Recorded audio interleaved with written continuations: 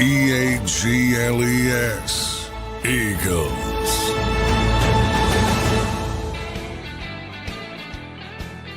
And the OC search continues for the Philadelphia Eagles. Welcome in, everybody, to a Wednesday edition of Birds 365 here on JAKIB Sports. I'm your host, Zander Krause. That's my co-host, John McMullen, as we roll into a Wednesday now in week 2 of the Eagles NFL offseason. The OC search got a little bit more complicated after yesterday. Mike McDaniel is apparently off the board, and we got some other updates for you on that front. Johnny Mac, how you doing on this Wednesday morning, my friend? Yeah, doing well. Last night was a weird one because, it's perceived that Mike McDaniel is going to go to the Chargers as the offense coordinator, but they didn't hire. They didn't agree to terms because evidently still holding out hope for a head coaching job. So you never know. You've seen these things get overturned in the past when they're not officially official, but there's no evidence he wants to come to Philadelphia. I will say that. There's and there's also no evidence. You see all this report that he was at the top of the Eagles list. There's no evidence in support of that. That's all news coming from outside the building. What there is evidence of is this isn't an interviewing process. It's a fucking recruiting process with these top tier guys. And you have to recruit them. You're not interviewing them. You have to recruit them. And the Eagles are not at the top of anybody's list with the guys who have options. And I know that's going to upset people. It's going to upset the fan base. It's going to upset the chat on this show. It's going to upset the people at the NovaCare complex. This is not considered to be a great option for guys who have options.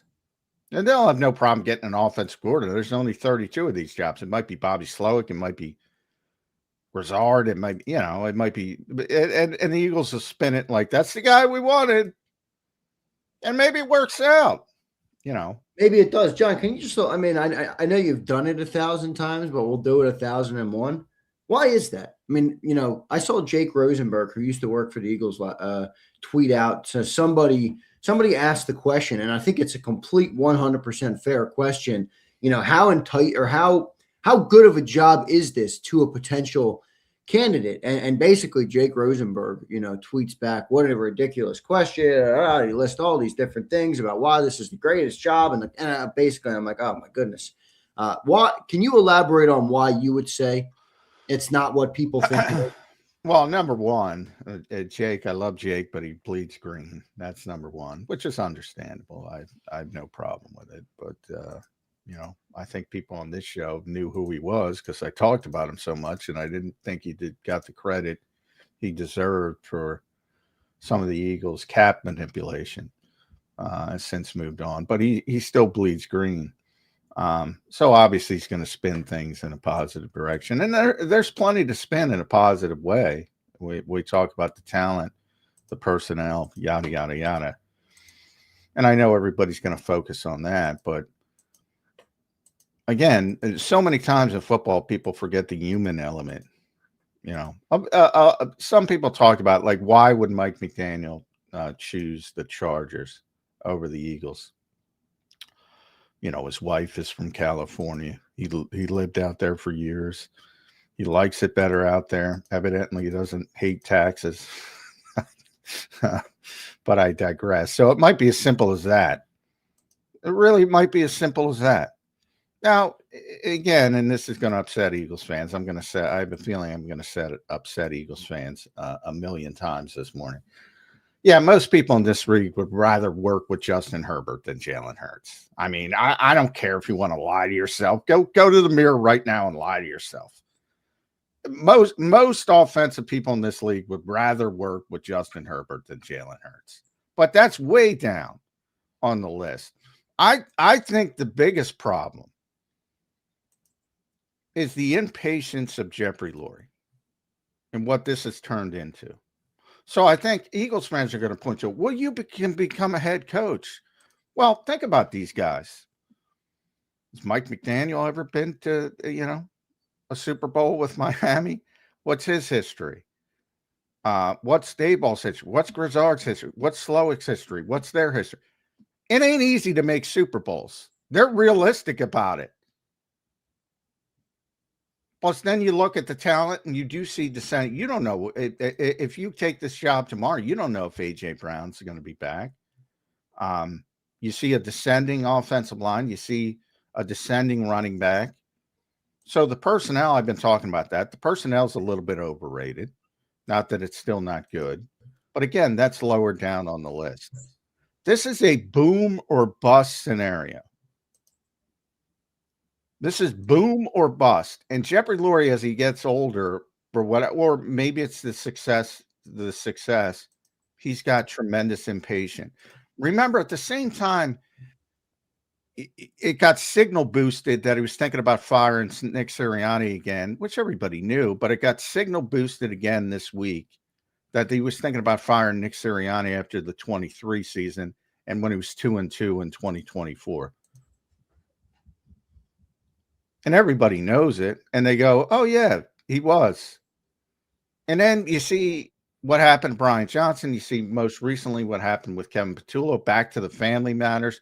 So if you have options and you're talking it over with your wife, you're getting eggs thrown at your house because you got a young kid. Yeah, and you got young kids. I mean, it ain't great. For people that have options, and McDaniel had a ton of options. And by the way, there's no evidence that he even spoke to the Eagles. Everybody says he's their number one target. And again, that's all from coming outside the organization. They didn't even talk to the guy. Maybe he didn't want to talk to them because he knew he didn't want to be here. Now, they got Daboll in the building. Now, word comes down, the Bills do want to talk to him and going to interview him to be a head coach. Robert Saleh wants him in Tennessee. He's got options. Is he gonna take this option? Maybe not. We will find out. John, it's interesting you use that word boom or bust. I think it's exactly on point. Now, I don't want to overstate it, obviously. The busts aren't as bad as some teams across the league, but isn't that kind of what's becoming, one of the defining terms of this era of the Eagles? I mean, it feels like it's Super Bowl or no good. I mean, 23, they collapse, fire the OC. 24, they win the Super Bowl. 25, they collapse. Even in game, John, like you have halves where, holy crap, they look like unstoppable. And then they have a half where they get 17 yards or -2 yards. It feels like the boom or bust is kind of where this Eagles team lives, J-Mac.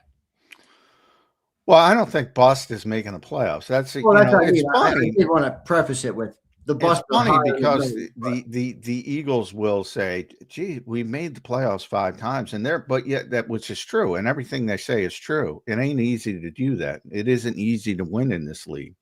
It isn't easy to make the playoffs in this league, year after year after year after year. They're the ones who show the impatience. And in the process of these struggles, in the process of the collapse of 2023, in the process of these struggles, they're always pushing back. Well, this is a success. All that stuff I'm just saying. And they're right. And then after the season, what do? Right. They say it, but they don't live it. Yeah. Now, look at Green Bay. They've gone through a stretch of 7 seed, whatever, how many straight years, and getting bounced. They don't have an owner. I think it's interesting because they're the only team that doesn't have an owner. So they're more willing to stay patient. Well, you have these owners like Terry Pagula in Buffalo. I mean, Sean McDermott, take a look at Baltimore. Now those guys had long shelf lives, but should you be frying your coach in the case of Buffalo, if you make the playoffs and you probably overachieved this year, I get it. They have this window with Josh Allen. They haven't reached the Super Bowl, and that's frustrating. But I have a difficult time, and I'm not even a big Sean McDermott fan because I think he's the reason. Not managing 13 seconds is the reason that you'll never let him live that down. No, I will not. So I'm not. But at the same time, if I were an owner, I have a difficult time firing anybody who made the playoffs because it's so hard to make the playoffs. Right. But again, there's no law to be impatient. So if you're an outside guy, well, if I lose in the first round and all these expectations, and not only are people going to shit on me, but I'm going to be moving again next year and blah, blah, blah. And that's the nature, again, the nomadic profession. That's going to, Mike McDaniel is going to get fired with the Chargers probably. Yeah, right. There's only We're all going to get fired. But when you think about it and when you sit down with your wife and your family or whomever, those things enter into it. And if you have options, and poor Diana Rossini, God bless Diana, by the way, because she said some nice things about the Philly fan base. But of course, they take on to the fact that she said it's not viewed as the best job around the league. And it's not. Quite frankly, it's not fucking lying. There's evidence of it. It's not. Quite frankly, I don't know how anybody doesn't see that. I mean, to me, it's clear. I mean, it's crystal. It's crystal fucking clear. I love you, Jake Rosenberg. If you're listening, if you see this, if you see it after the fact, I think you did a wonderful job, but you're wrong. It's crystal clear. The guys with options don't view this as the top option. Doesn't mean they're right either. I mean, even considering Kellen Moore, John, that was after 2 straight firings, if you remember correct. I mean, that was he was fired. Kellen Moore was not the Eagles' first choice. No, I know, but I'm saying that was a guy who came off 2 firings. So exactly. He didn't have so many options either. No, he didn't, and worked out well for him. Good guy. Good for him. And it had nothing to do with the players. Let me emphasize this: it had nothing to do with the players. Had nothing to do with the quarterback, but there was no chance that Kellen Moore was going to run it back. As Nick Sirianni said, let's run it back. If he got a head coach, he was out. He did not enjoy it. The process of being shit on before. He did not enjoy it. Oh man, Kellen didn't like Philly too much. Well, he got a ring here, so he'll live in infamy for a little while. But that's pretty funny. Kellen skating for the door for the New Orleans Saints. I don't care what your cap. Obviously, he would have been back. If he didn't get a head coaching job, obviously he would have been back and he would have persevered through it. But first exit that he found, he was going to get out. Oh, that's funny. All right, John, what is the update then? So they interviewed Brian Daboll yesterday. I think it came down this morning that he's getting an interview now with the Buffalo head coaching job. Where are we, John, on interviews in terms of what's been confirmed for the Eagles? Yeah, I mean, the names, and that's the thing I want to emphasize again with Brian was the only one added to the list yesterday. So the ones you already know about, Zach Robinson, Mike Kapka, Jim Bob Cooter, Josh Grisard, and now Brian Daboll are the ones that we know have actually been interviewed. Again, number of people, Jeff Darlington most notably, but a number of people said that Mike was, Jeff said he was the top candidate, and a number of people have said he was one of the top candidates with Mike and Brian. No evidence he ever interviewed or even scheduled an interview. And by the way, he's gone everywhere. And, the agent has given everybody all his other dates, so I don't think he interviewed, nor was there only evidence of the Eagles trying to get him to interview, because maybe he said, I don't want, hey guys, thank you, but I have other options. I want to go in a different direction. I don't know, but that's where we are. Everybody in the league seems to think he was a top option for the Eagles. That tends to make me believe he declined to want to come in and talk to them. Yeah, because it feels like even if the Eagles didn't want to put it out there, an agent or somebody would get it. Well, exactly. They got every other interview. And, he's not going to shit on him and said I turned him down, because he understands the policies as a former head coach, the political nature of it. Right. But bottom line is he didn't interview, nor did he schedule an interview. Wasn't like he had scheduled an interview Thursday and then made a deal with the Chargers, didn't get out of the building. There's no evidence. And you would think by this point, if he's your top choice, you try to get him in. It's amazing. It's amazing. We sit here on January 21st and we talk about, hire something as simple as not simple, but hiring an offensive coordinator for the big bad Philadelphia Eagles, John. So for anybody listening, the offense that you watched with your own two eyes, yes, it was as bad as it looked to you. Okay.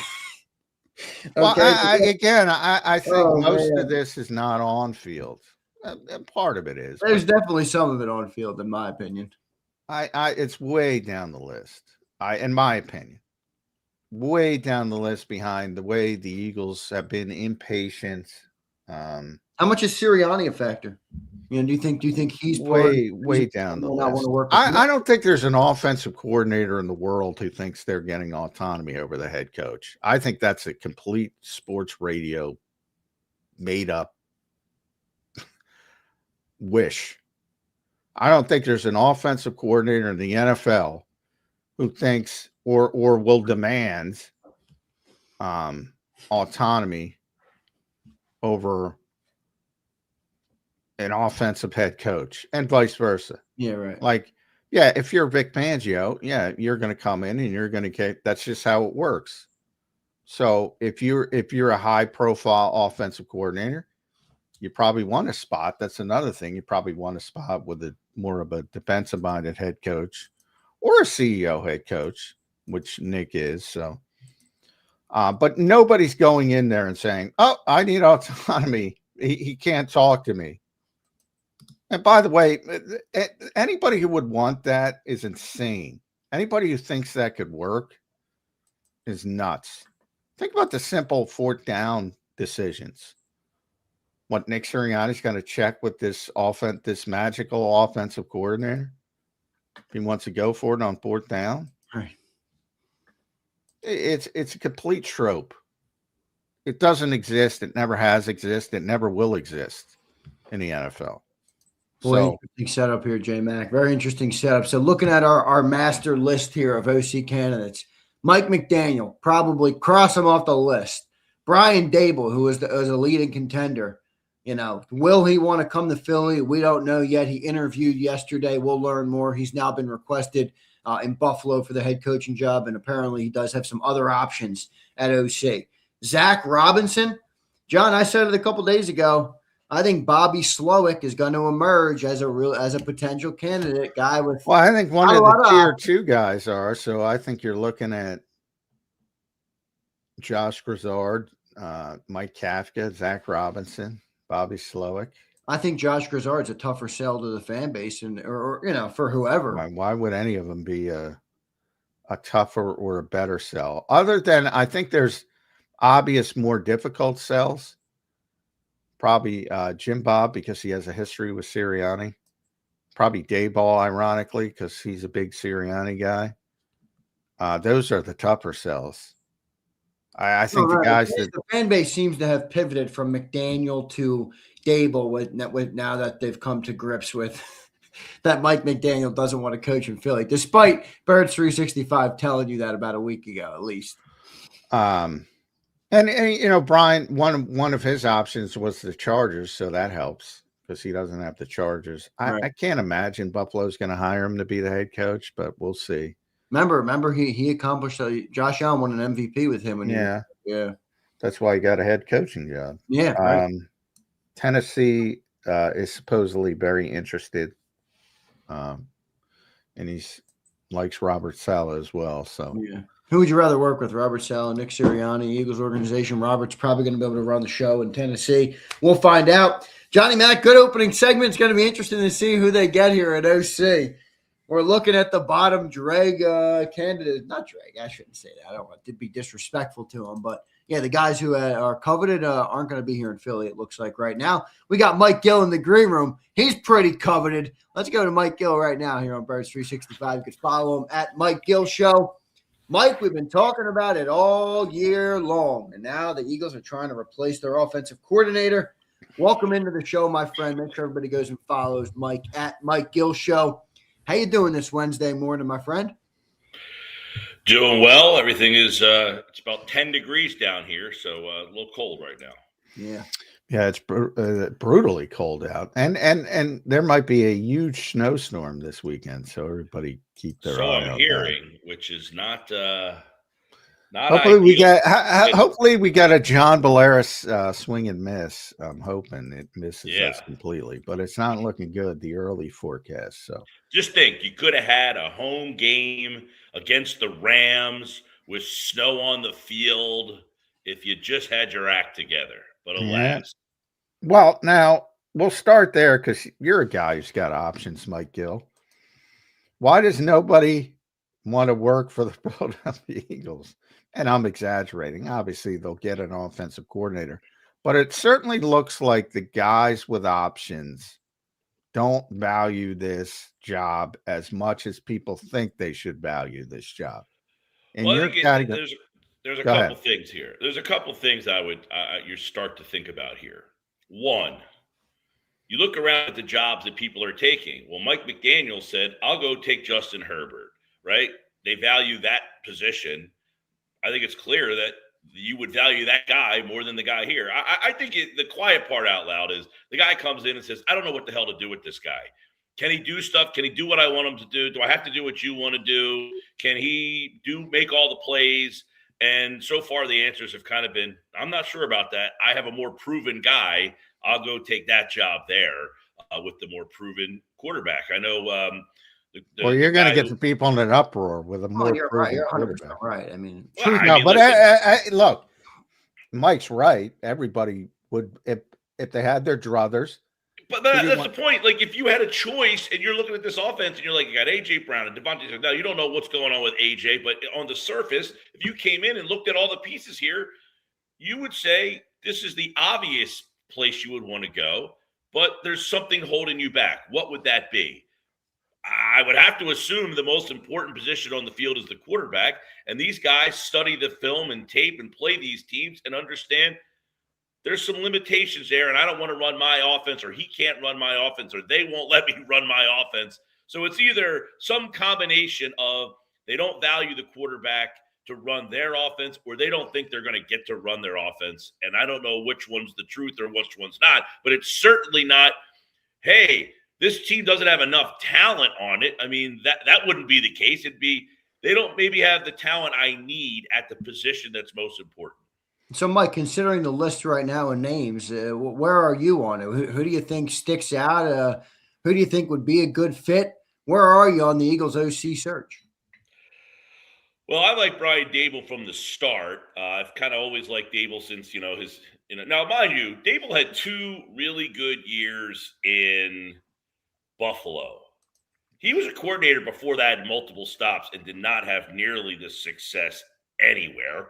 And he obviously didn't have a lot of success in New York. They weren't very good. That being said, what he did with Josh Allen is intriguing. That could he kind of morph Hurts to that next step for Jalen and kind of turn him into more of a Josh Allen. The problem with that could be, I don't know that Jalen Hurts wants to be that kind of guy, and can he make him that kind of guy? Now, wants to be. I mean, that's a rare skill set, Mike. I'm just talking about when he was in Buffalo with Josh Allen, a lot of quarterback sweeps, a lot of quarterback design runs, and that kind of gave him that other dimension. I don't know that Jalen wants to do that. I don't know that Jalen's willing to say, hey, I'm going to put my body on the line to tuck and run on a sweep or this or that. And therefore, Brian Daboll, by the way, at Alabama, a lot of RPO in the pass game for them down there. So do you kind of see that brought back? So I like Daboll of the group. He has a reputation of kind of being a tough guy, like the coach will coach you hard to the detriment sometimes. It was also kind of reported that his antics on the sideline were a problem in New York. So you got him and Sirianni on the sideline together, although they have worked together in Kansas City, would be interesting. Other than that, I thought about this the other day. Liam Cohen, nobody knew who this guy was. He gets a head coaching job. You're like, what? He takes that team to 13 wins in the playoffs. There's a lot of guys who got jobs that you probably didn't know or weren't familiar with, never heard of. And Dave Canales took the Carolina Panthers to the playoffs. Guys that were unknown play callers got head coaching jobs. Now, this isn't a head coaching job, but the point being, just because you never heard of the guy doesn't mean he can't do the job. There's, one of these guys might be the right fit for this team. Zach Robinson, a lot of people like the McVay stuff. Well, you would kind of get that. I don't know how good of a fit that would be. Grizzard, Baker Mayfield has had a couple MVP, five-week MVP, Mike. Right. He's had a couple great starts to these seasons. What's happened is Godwin got hurt. Evans got hurt. I mean, they got decimated by injuries. But when they're healthy, Baker Mayfield has been tremendous in that offense for them.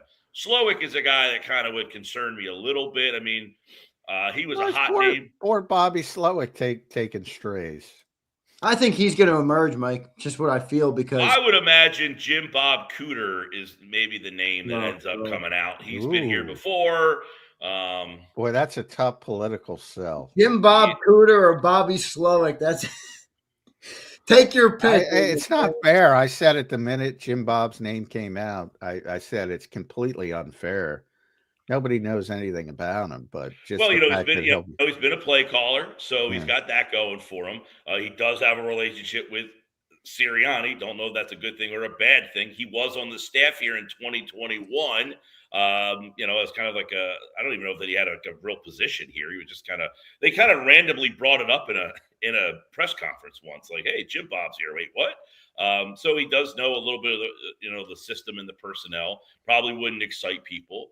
If you went to Charlie Weiss Jr., if you went down to the college ranks like that, there's a guy who's worked with Jalen in the past. You're just taking a flyer that, hey, we found, and look, don't put this past Jeffrey Lurie to find the guy who's 5 years ahead of being 5 years ahead. Hey, we found the next innovative play caller, and it's Charlie Weiss Jr. So he does have some pedigree, obviously. Maybe it forces you to go in an outside the box direction. Maybe it forces you to go in the proper direction, but maybe it could be a benefit. And it's happened in the past. The Eagles stay patient because everybody's fighting to get their guy, and then there's an urgency, and maybe do all your due diligence. So maybe it's better to be patient. But I want to give you my theory. I don't think the guys with options not choosing Philadelphia, Mike, has anything to do with personnel. I think it has to do with the impatience of ownership. And I think we all say correctly, Jeffrey Lurie is one of the best owners in sports, but he's not perfect. He's a human being. And think about this week. On the moment, people are looking at what's happened over the past couple of years, and everybody, well, you could be a head coach. You can also be out on your ass after a season while getting eggs thrown at your house. True. And this same week, because Jeff was talking, I have a hard time though, John, with the mindset of a coach. Maybe then he's not the guy. If he really thinks he's going to come in and suck so bad that he's going to get fired, that's the thing. You don't have to suck so bad. It's hard to win in this league, and if you go 11-7 and lose in the playoffs, you're out. If you go 11-7 and lose in the playoffs with an offense that couldn't move up and down the field against Atlantic High, okay. Well, and go 11-7 with a team that your offense, And by the way, John, we talked on my show. Whatever day. Well, let's go back. All right, Mike, let's go back to 2023 when they had a top 10 offense and lost in the first round of the playoffs because of the defense collapse. Who paid for it? Brian Johnson. And also they both paid for it. Well, here's also the other reminder. I mean, in 24, when they reached the pinnacle, they didn't even use the new offensive coordinator system that he was brought in to run. They bailed on it. I go to how much uncertainty is there of how much autonomy I'm going to have. If I'm Mike McDaniel coming in, I've been a head coach in this league, not with overt success, but my offense has been pretty good in Miami. My defense was the problem. I don't know. What was his relationship with Fangio?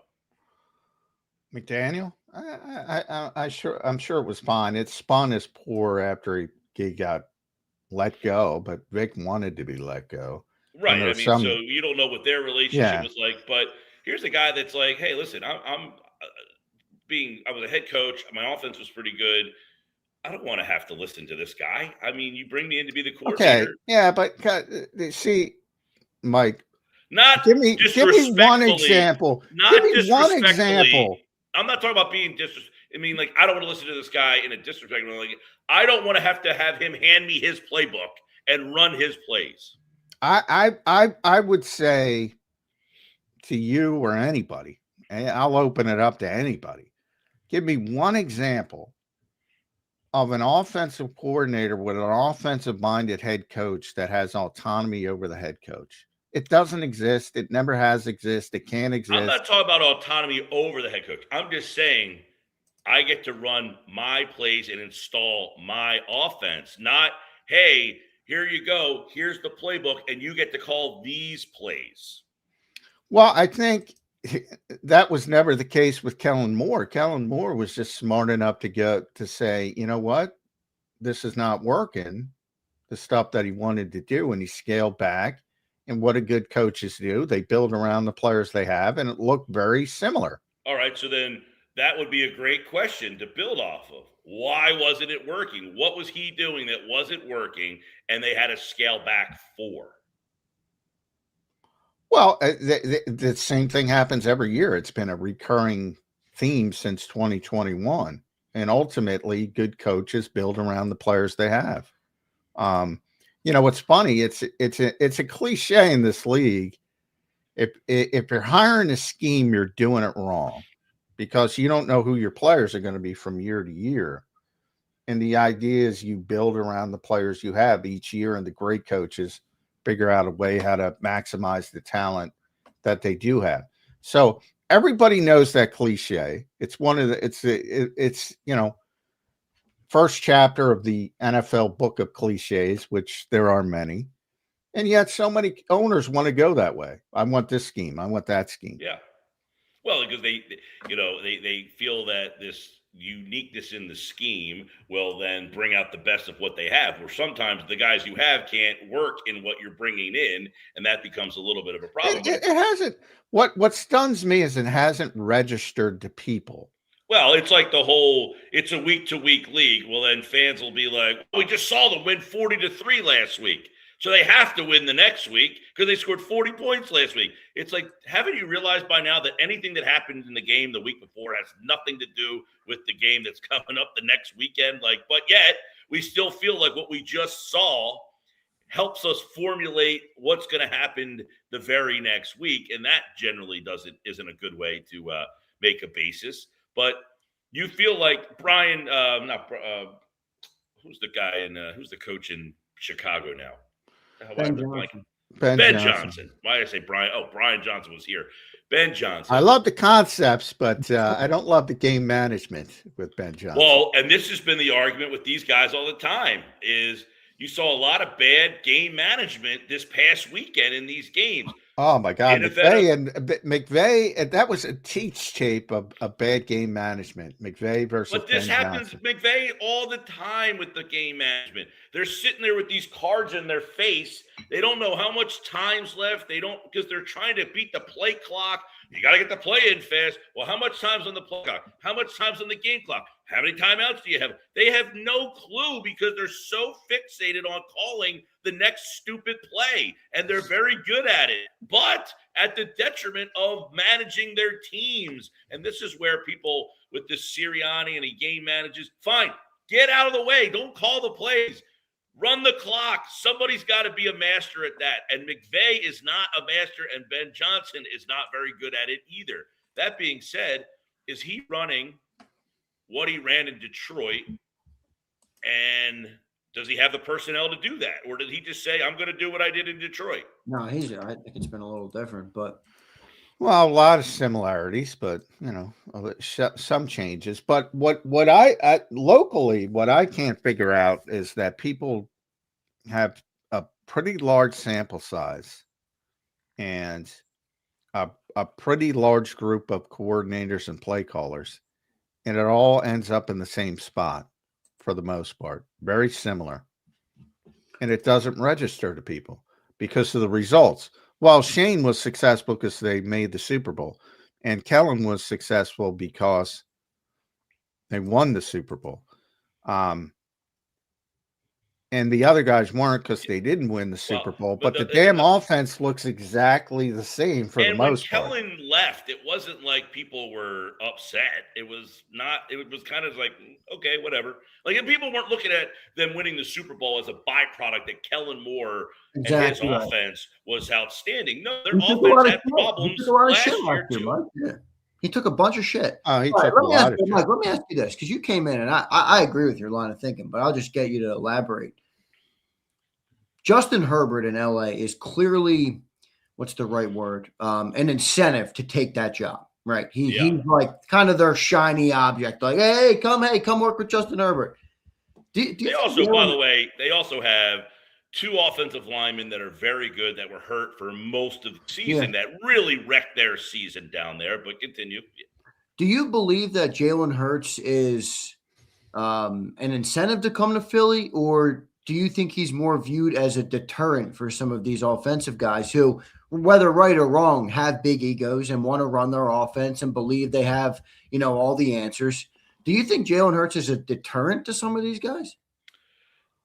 Some of the guys, sure. Yeah, I think some of them, they're probably thinking, I've heard enough that I can't get what I need out of him to make my offense work. And John, you would say, well, tailor it around the other talent. Maybe they say, I don't want to do that. I can have, there's other options out here. Well, I don't want that. That's easy for me. I don't want that coach.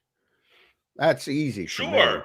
But they can also have the right to say, I run this very well. He can't do it. And therefore I'll go to San Diego, LA, and go to Justin Herbert because I think he can run what I want to do a little bit better. Look, Herbert has had many struggles in these playoffs, including this year. He hasn't won a playoff game ever. But I think a lot of people just deem, hey, if he was in Philadelphia running their offense, the team would be more explosive, that they would have a better pass game. By the way, Herbert does something that Hurts refuses to do now. When he was here and they needed a 7-yard run, he got it. He had 10 carries in that game for 66 yards. Jalen Hurts in the playoff game, 4 carries for what? 10 yards, 15 yards, something like that. Not good enough. And if he's unwilling to be that guy, I think a lot of people are going to say, if he's unwilling to add that layer to the offense, yeah, okay, I might come in here and tailor my offense to you. Is he going to want to run a sweep? Is he going to want to run a QB draw? Is he going to want to be a part of the run game? Or has he got this in his mind that he is a Super Bowl champion MVP and I can be this guy? And I would think if I'm a coordinator, I'd say, that's not the guy I'm all that interested in. Yeah, I just think, and I get why people want to go straight to the quarterback and personnel, but I think it's got more to do with ownership and their impatience. And that's what I was getting to, Mike. On the very week where Mike McDaniel, supposedly their top choice, although there's no evidence of it, goes in a different direction. Again, it got signal boosted by Jeff's podcast again that, hey, this guy almost fired Nick Sirianni a year after making the Super Bowl. And he was thinking about firing him again when they were 2-2 in 2024 when they won the Super Bowl. That's what I was saying about Jeffrey Lurie. Nobody wants to talk about it. Nobody wants to criticize Mr. Lurie. I guess it's fair. My mindset would also be, like most coaches, I think, I'm the one that's going to get, that it's like the whole theory of you draft the number 1 overall pick. He's a bust for you, but I'll take him because I think I can get the best out of him. Most of these coaches should have the confidence that they're not going to fail in the position. Well, these are, and you're going to get a coach. That's not the problem. The problem is I'm talking about guys with options, which is a very limited group. Right, but those should be the guys that are the best that should have even more cockiness to think there's no way they're going to fire me because we're going to freaking score 30 points a game. Well, they clearly think they clearly don't have as much confidence in doing it here as they do in other places. That's apparent. That's what I'm saying is, I'm not saying, John, that you're wrong. I'm saying in my mindset, if I'm the coach and I see the offensive talent here, I would think there's no way my team's scoring 19 points in a playoff game against that defense.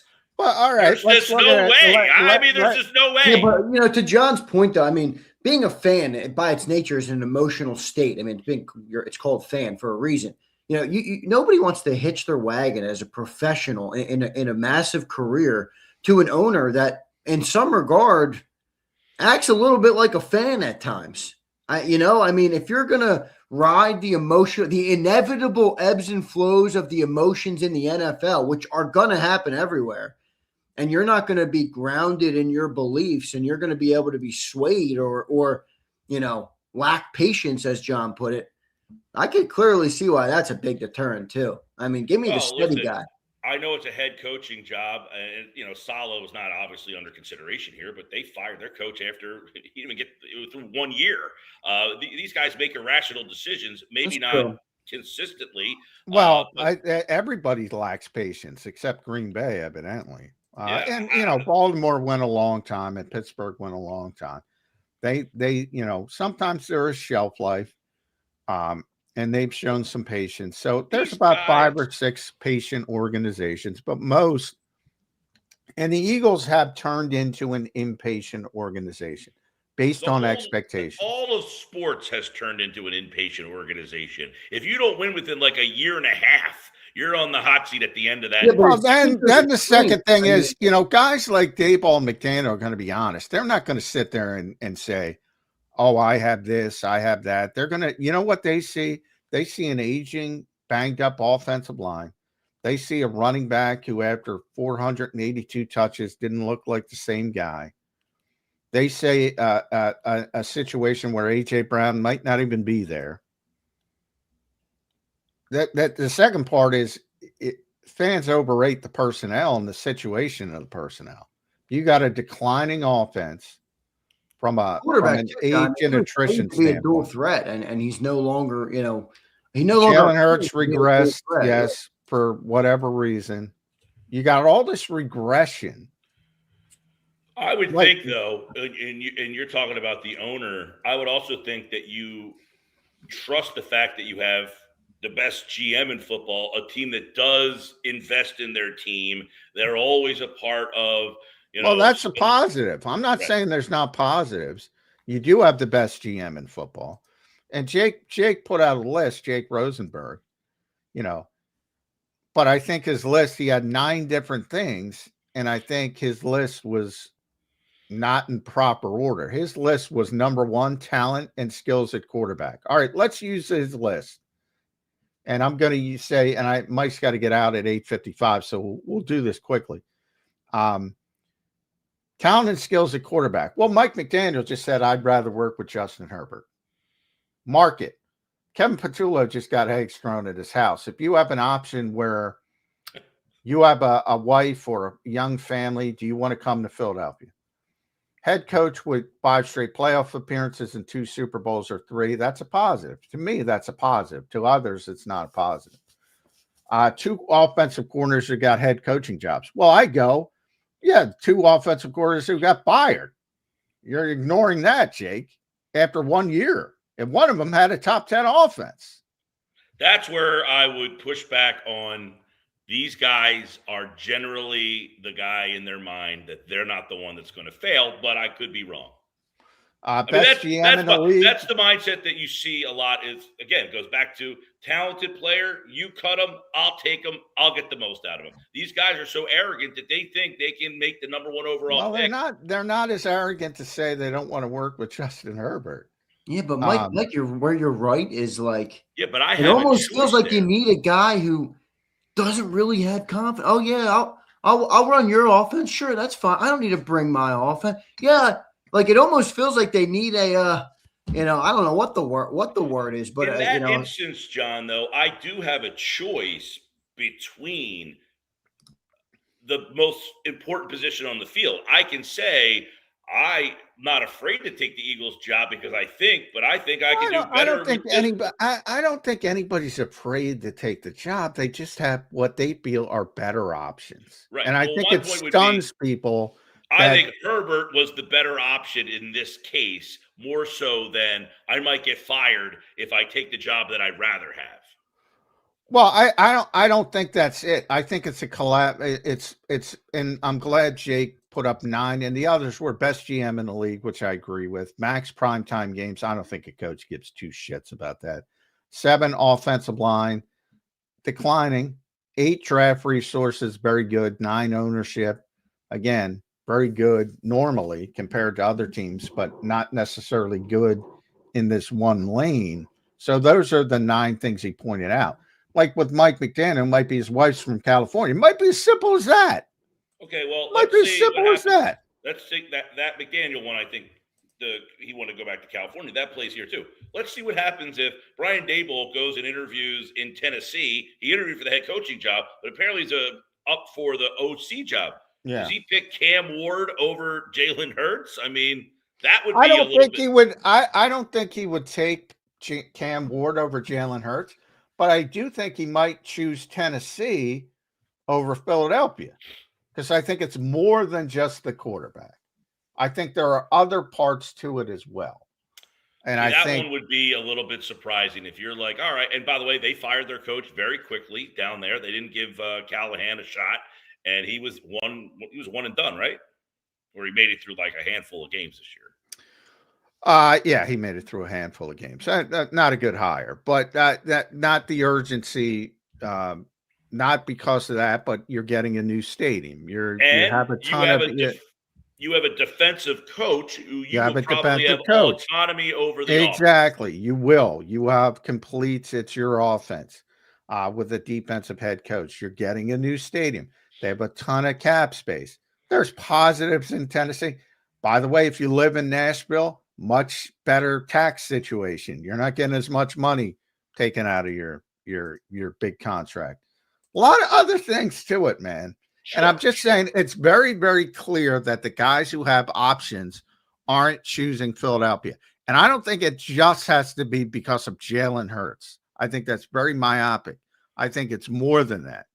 And I think a lot of it is the organization, but I could be wrong. Well, multiple things can be true, right? I mean, I think there's a little bit of everything here. I don't think anything. Well, yeah, I agree with that too. It's a group of things.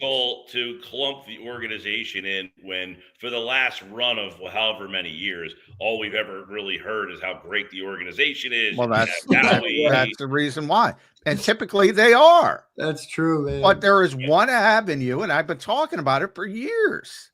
This guy he scapegoats people. Yeah, you have, John. You've talked about this. Not only that, I guess there is some thought, and I don't know how, and I would imagine maybe the agents know this, and is how much longer is Lurie going to be the guy before he turns it over to his son? Yeah. That could be down the road, but if you're the coordinator that gets caught in that shrapnel, who knows?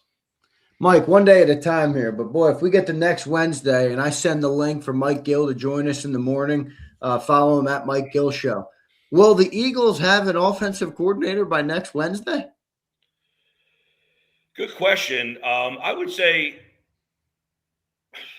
I don't know that you have to. There's a lot of candidates out there. We haven't even talked about, I think Matt Nagy would be an interesting guy here. He actually won with Mitch Trubisky, which is somewhat that's pretty impressive. I think admirable, Nagy, right? They were the number 2 seed that year with Mitch Trubisky. He's been a play caller in obviously Kansas City. I think he's a guy who's been a head coach. So you have a guy who has a little gravitas as well that I think one of the problems with Tulo this year, he just wasn't. It was like Desai. He just was unsure of himself. Like he just was. It's not that he's an idiot or whatever. I don't think he was confident enough to take over the team that won the Super Bowl in the most important role of the offense. Matt Nagy would be a guy I think would be interesting. He's not being talked about really all that much. They hired Bieniemy down there to be their offensive coordinator, so I guess they assume that he's gonna get a job somewhere, but. I haven't heard him really connected here much, but he would be a name that I don't think he's a big name, which is weird. Like, why wouldn't he be bigger than Daboll? Brian Daboll was a shit off head coach. I mean, they were terrible. Nagy went to the playoff. I mean, Daboll did get to the playoffs. Everybody operates on, you know how it works, Mike. Everybody and I like operates Daboll. I like Daboll, but why wouldn't Nagy, who got the Bears? I mean, Daboll got the Giants to the Super Bowl at like 9-7. Nagy got them to a home game, and I think they were either the 1 or the 2 seed that year with Mitch. They lost to the Eagles. That was the double doink game. Yeah, it's crazy how quick the cycle goes. A couple of years ago, he was walking on the stage to win Coach of the Year at the big award show for the NFL. Now he's here. All right, Mike, we appreciate you joining in today, brother. As always, make sure you guys follow him at Mike Gill Show. Listen to him 97.3 ESPN and 97.5 The Fanatic, and subscribe to his YouTube channel. Mike, thank you, brother. We appreciate you, man. See ya. There's Mike Thanks, Gill, bud. right here on Birds 365. Great stuff from Mike Gill. Appreciate him joining in today. Boy, John. This is getting interesting. Not that it wasn't already, but it's getting even more interesting here with this OC search. Maybe the Philadelphia Eagles, dare I say it, Eagle fans, maybe we're not all we're cracked up to be, or at least all we think we're cracked up to be. Jim Bob, Cooter, J Mac, come on in. Bobby. Yeah, well, I think, in the history of, especially with head coaches, the history of Jeffrey, to his credit, is very good. So, sometimes it's better than, because everybody operates off the same list. Grant, somebody just tweeted, Grant Udinsky is getting, the Bills want to talk to him. So they've now requested Grant, and they also requested, or not requested, they don't need to request Daboll, but Daboll as well, right? So Daboll's going to interview them? Yeah, Daboll's going to interview. So everybody works off the same list. And that's why, maybe not being in the mix for the hot guys, maybe it's better in the long term, because you get to do a long, sustained search. You get to hear people talk. And look, nobody knew who the freak Nick Sirianni was, and everybody's like, "What are you hiring this guy for?" And it's worked out pretty well. John, could Joe Brady emerge as another candidate? I mean, if if you keep interviewing guys, you keep interviewing guys, and maybe Joe Brady gets in it. Maybe Matt Nagy, that point out, just because they haven't done it yet, he doesn't get a head coaching job, Joe Brady, and he's in the mix, and maybe it's shift gears. John, I can hear it now. Fire Jim Bob. Yeah, I can hear the fan base now. Look, the only thing, I said it day one when we started talking about this search, I said the only thing I will guarantee is the next guy will get shit on. That's it. That's the only thing I'll guarantee. So I don't care who you like, who you say you like, who you think you like, you're going to be shitting on them. It's going to be very similar to what you've seen in the past, that you shit on everybody in the past. So, and I can go back to Doug Peterson, go through them all, every single one of them, even without the revisionist history. Well, Frank didn't get shit on. Yes, he did. I was there. Everybody gets shit on. Shane 100% right, didn't get shit on. Yes, he did. I was there. All right, John, let's do an exercise, shall we?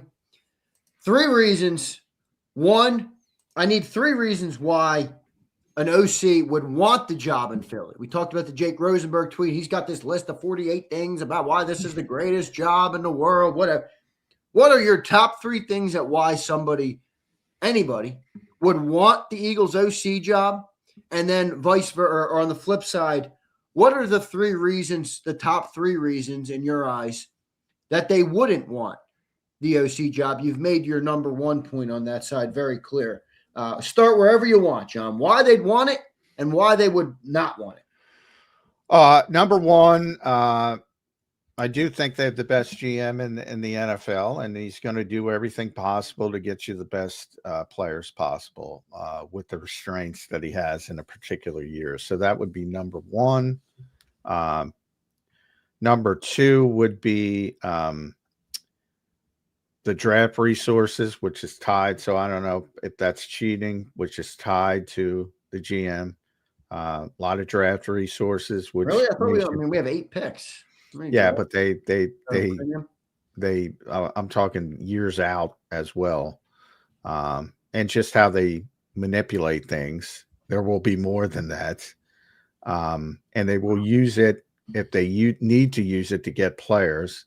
So they're always in a good position from that standpoint. Maybe I'll that is cheating a little bit because that's just how we. That's an extension of how. So I'll go to the personnel. It is still top 5 in the NFL. I think would be number 2. Even though I'm wavering on that, it's getting older. But I think again, going back to number 1, he'll do everything possible to repopulate it. So that would be number 2. And then number 3 would be how they build, which again, it's all related to the GM. And they build the right way, offensive line, defensive line. So trench players. When you have a good offensive line, Nick talked about this. He said he was very lucky to come into a situation with the talent they had on the offensive and defensive line. So that's what you have to win. And their offensive line, despite all the struggles, is better than most. And their defensive line is better than most. So those would be my top 3. My bottom 3 would be they're susceptible to scapegoating. So whoever you want to blame for that, the market, I'll get shit on for that, but you shouldn't get. I'm an Eagles fan. I mean, come on. You all know how we are. We're ridiculous. You're too passionate, and guys know, and guys who have families, they don't want their family dealing with that shit. They do not want their family dealing with, and maybe that should be number 1. You know, that should be probably. I don't know if that's number 1. I can't put. People do not want their families dealing with shit, especially if they have kids. And now that I'm talking it out loud, that is number 1. Yeah, that makes they sense. do not want their kids or their spouse or their significant other dealing with shit. Yeah, I mean, I'll ask everybody listening. If you have kids or if you have a family, maybe you don't have kids, you know, would you want them to be harassed at school, you know, over what you do professionally? I mean, makes sense for anybody that wants to think about it logically. It obviously makes sense. So either or, I'll go 1, 2. You can put whatever you want. Their propensity to scapegoat people, the market, it being a little bit too passionate. And if I had to do 3, I would say most people, and I've said it this way before, and you're seeing it again play out in real time. Most people don't want to play the way the Eagles play. Which has to do with the quarterback. Yes. Right? Yeah. Yes. Most people would prefer to play a different style. Their style of offense. Boy, I tell you, man, this is I don't know if everybody else is as entertained as I am, but this is an entertaining search. I'll say that. I will say that, Johnny Mac. We got a couple super chats we'll read. All right, there's a couple. Theo says, cheesesteaks, the museum, and the GM. Cheesesteaks. Yeah, cheesesteaks. Impulsive says, 1, they have no options. 2, they're a glutton for punishment. And 3, they want all the smoke. There's your 3 reasons why an OC would want the Eagles job. Oh, gosh. Well, it's all the people that say it's the best job and it should be. I mean, I don't know how you connect that with the guys who have options looking in different directions. I mean, that's all the evidence you should need. I'm not saying it's even right. You know, you can make an argument that you should be able to overcome that other stuff and you shouldn't care about that other stuff, which I know the family stuff is off limits. People who debate that are just not realistic. I don't know how we got to a point where a bunch of dudes in tights throwing a ball around a field leads to people, you know, attacking. Crazy. Well, it's crazy. Yeah, it's crazy. When you really dumb it down, John, and you look at it from that perspective, it's like, holy shit, man, come on. Yeah, it's crazy. And Philadelphia's not the only city. You know, Detroit, Dan Campbell went through that, you know, for turning that team around and losing in the playoffs. He had to move, I think. That's true. Yeah, he did. So it's not unique to Philadelphia, but it's a little bit more elevated in Philadelphia than most places. But yeah, for people that argue that, I mean, you don't have a leg to stand on. Yeah. Nobody.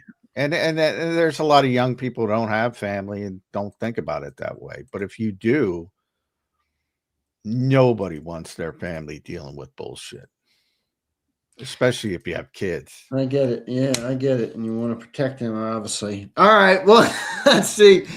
I'm telling you, I think I was on to it, man. I got a feeling the new Bobby Slowick is emerging as a candidate for the Eagles. I'm telling you, man, it's coming. It's coming. I felt it a couple days ago. We'll see if I'm right. We will find out what they end up going. Boy, we will find out, man. We will find out. Let's go to a super. Here's JD3. Super Bowl MVP is such a joke. Jalen better give Sam Darnold that same praise when he wins it, and he's had more play callers than Hurts. Yeah, I mean, I'm rooting for Sam because I it's just such a weird thing to me that people won't admit the guy can play, because of the start of his career. But even if he doesn't win, he can still play. I mean, everybody has to come to a point and say, okay, I'm not saying there's not flaws. He's a human being. There's no quarterback that doesn't have flaws. He's a good player. Like, I mean, how can you're for those people that are still fighting that fight, you must be exhausted. 14 wins. He's in the NFC Championship. I mean, the guy can't play. He's taking shots playing with a strained oblique, which ain't easy for a quarterback. He can't play? Silly. Sometimes the shit that people come with is just silly. I agree. Here's Christopher Michael. How hot is Nick and Jalen's seat this season? It's a great question. I think pretty hot because what I talked about with the ownership, and look, again, and Jeff was talking about it on the podcast, and that's what I was trying to get to, Jeff McLean on his podcast.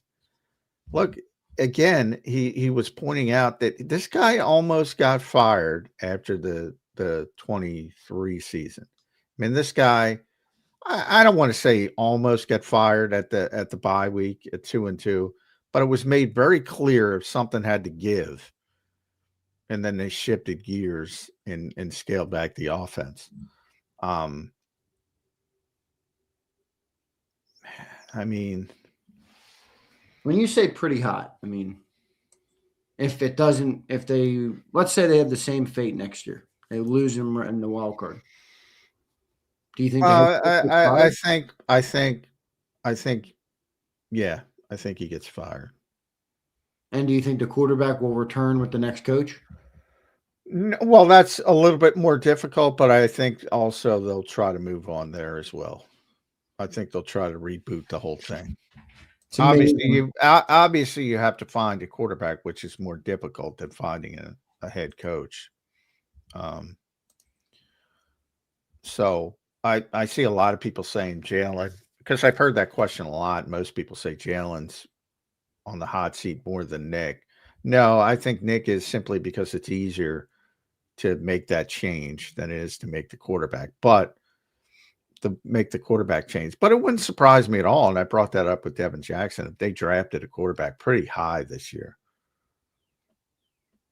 Wouldn't surprise me at all. When you say high? 2, round 3, round 4? I 3 would be the wheelhouse, but 2, just like Jalen. Yeah. I mean, it wouldn't shock me if they like somebody. Again, you have to like somebody. Yeah, right. You have to like somebody.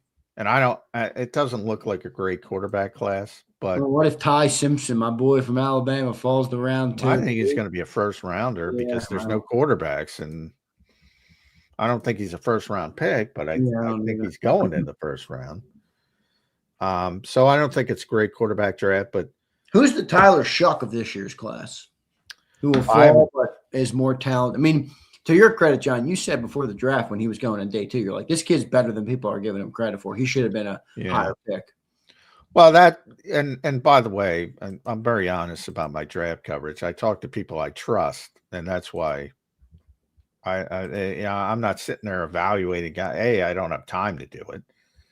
So I have a group of guys that I trust implicitly and have been around the league for a long time, and they sort of put me in the right direction when it comes to players and what the league thinks about players, which is often very different than the draft sort of groupthink that you'll see emerging as you see every year. And Tyler Shuck was one of those guys that I think the NFL liked a lot better than the sort of draft, whatever you want to call him, the draft. And he was like older. I guess people were like, oh, he's old, Yeah. Well, that's a big thing for certain teams. They don't like older prospects, but and that when you start to get to the second round, that becomes less of an issue. It's a bigger issue with first round picks, but so I haven't gotten that deep. How do you think the Eagles will avoid drafting a quarterback? Maybe that report, from Jeff is true, or no, not from Jeff, from Silver. That if they do walk on eggshells around Jalen Hurts, do you think any of that will be a part of it? Because obviously, when they drafted Jalen Hurts, this wasn't the goal. And they saw how it unfolded. Now, Jalen's a different guy than Carson Wentz. That's very obvious to anybody who pays attention. But do you think they don't? Do you think they would shy away from doing what's necessary, if it's necessary, in order to not risk, what it could unseat? No, I don't think. First of all, I don't think Jeffrey walks on eggshells around anybody. I certainly don't think Howie walks on eggshells around anybody, and I don't think Nick walks on there. So I just don't agree with that aspect of it. Do they build? Are they going to publicly criticize the quarterback? No, they don't publicly criticize anybody. Yeah, but they don't criticize him in the room, and it creates AJ Brown sees a problem, and then everybody bashes AJ Brown for talking about the problem, and nobody who is actually has the ability to make a change or address a problem will admit what the problem is. John, first identify the problem. Say what the problem is. That's outside voices. Have you ever heard Nick Sirianni criticize AJ Brown? Because I'd love to hear it. No, I'm talking about do the other players who know there's offensive problems think that the organization will not be honest about what the offensive problems are? They're never going to be honest about the offensive problems. They're never going to be honest about the defense. If you don't want to be honest about it, then good, don't fix it. They're not going to be honest. They're not going to criticize people. But there's no evidence that they don't fix things. They fix things when they think they need to be fixed. And we're coming to that point with the quarterback. And I don't think there'll be any hesitation to move on. The difficult part is it ain't easy to find quarterbacks. So the math, the equation is, can you find a better quarterback? Well, that is fucking easier said than done. Like, it's easy to find a new head coach. It really is. You might choose incorrectly, but it's easy. And this is, again, where I point out why talent is more important than fucking coaching. It's easy to find another coach. Whomever this offensive coordinator is, you might not get the guy you wanted, but it's easy at the end of the day.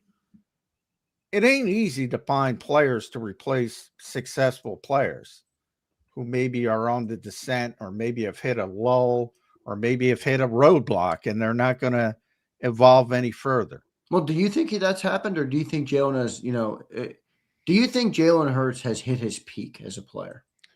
Maybe. And if he did, then that's why I think they might get started this offseason. Well, that was a long time ago. I mean, that was 3 years. As you always say, John, which you're proven right about consistently. The NFL moves quick, brother. 3 years is an eternity. Well, it does. And you have to, and those are the difficult decisions. Is it that has he hit a roadblock?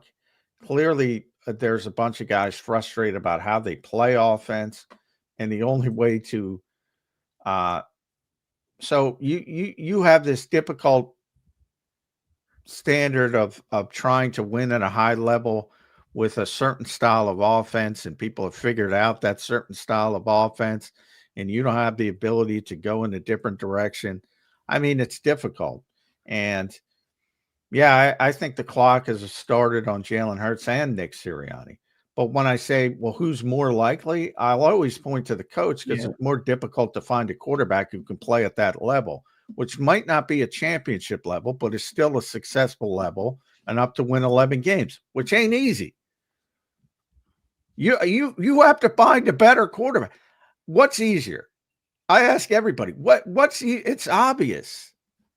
How do you, at worst, he's it is, top. There's a sense of right now, whether right or wrong, that Howie Roseman makes it happen, no matter what the case may be, whether it's contracts, but I mean, and by the way, the evidence is in his favor. I mean, there's not many other GMs that can say in an 8-year period, we won a Super Bowl with a different coach and a different quarterback and an entirely different regime.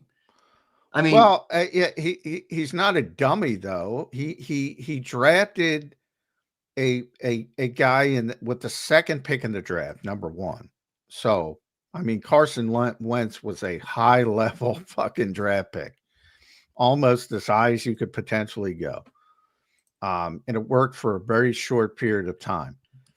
And then they pivoted. But remember, again, there's a lot of revisionist history with Jalen Hurts. He was originally selected because they liked him, but he was originally selected to be a cost-effective backup because it was getting really expensive to pay these veteran backups, and they didn't want to pay that money, and they wanted to have a cost similar to what they're doing Tanner McKee right now.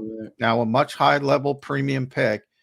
And people forget after 2021, now Jalen showed a lot of positive aspects, but there were still doubts after that season, to the point they wanted to hit a home run, and they wanted Deshaun Watson to consider them, and they wanted Russell Wilson to consider them.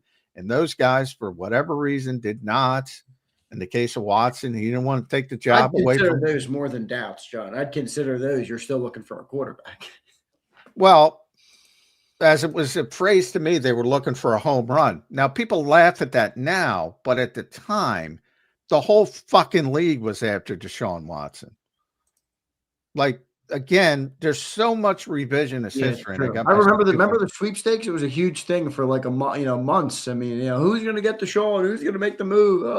The whole fucking league was after Deshaun Watson, even with all the legal troubles.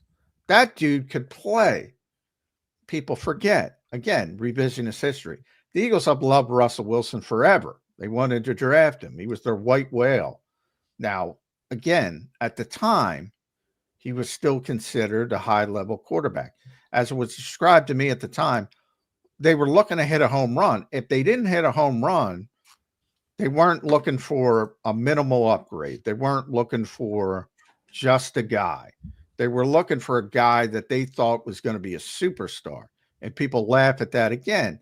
Well, you're looking at it in a 2026 lens. At the time, Deshaun Watson was thought to be a superstar. Look at his contract. Look at his fucking look at the contract he got. Fully guaranteed. Turned out to be a disaster.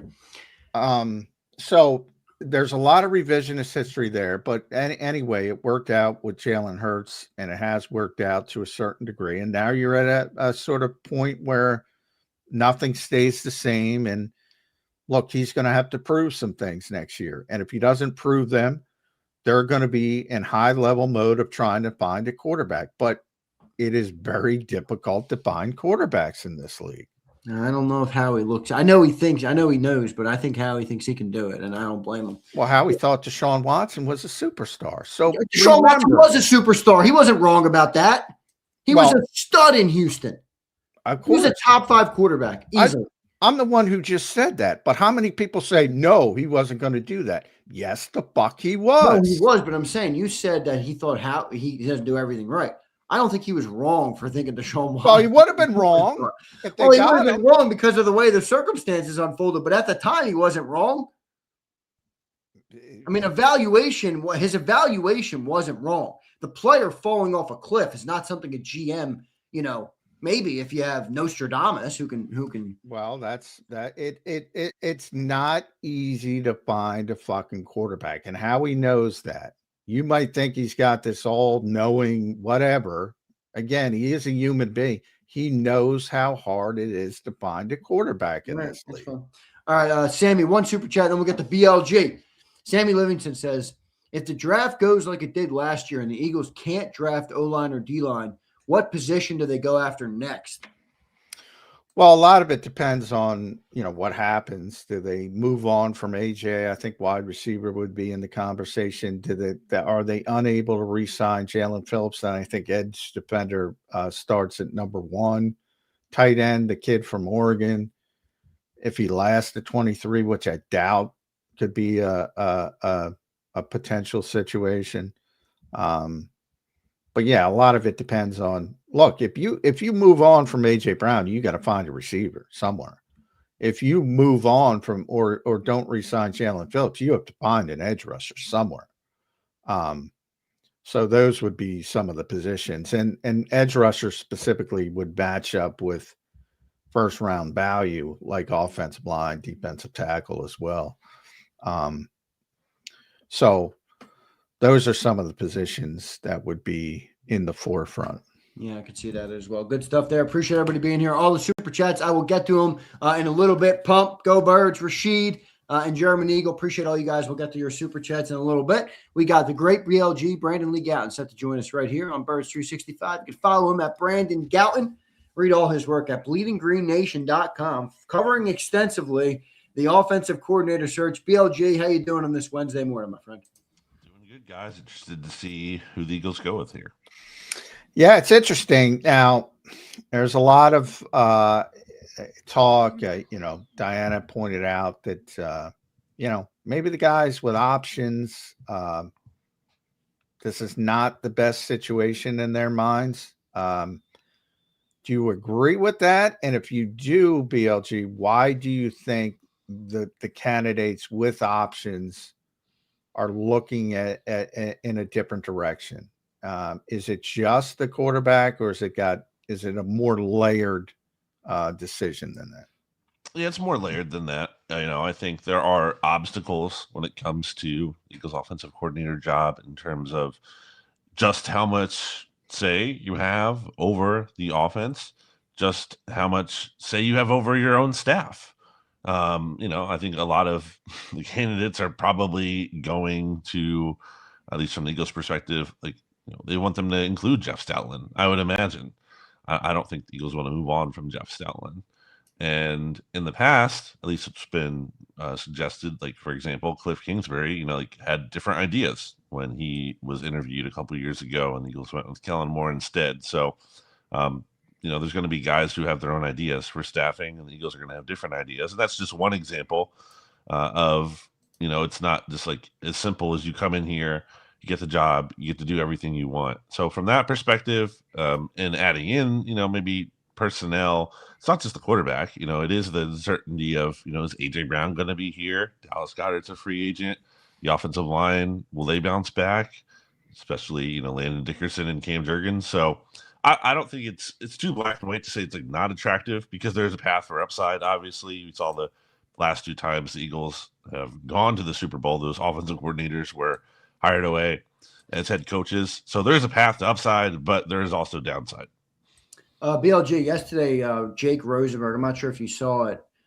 Jake Rosenberg put out a tweet, former guy who worked in the Eagles front office, basically putting this long list together of why this is like the greatest job in the world. I didn't agree with most of his list. Jake, I have no problem with him. I'm just using the tweet as a reference point today. What are the top 3 reasons, BLG, why this would be a job that somebody wants? Why an offensive coordinator would look and say, I want that job. That's a good job for me to advance my career. What are your top 3 reasons? Yeah, I mean, I don't know this to be the case, but if the Eagles were allowing this person to, have more influence on the offense, I would think that would be part of it. I would think the fact that the organizational stability is part of it.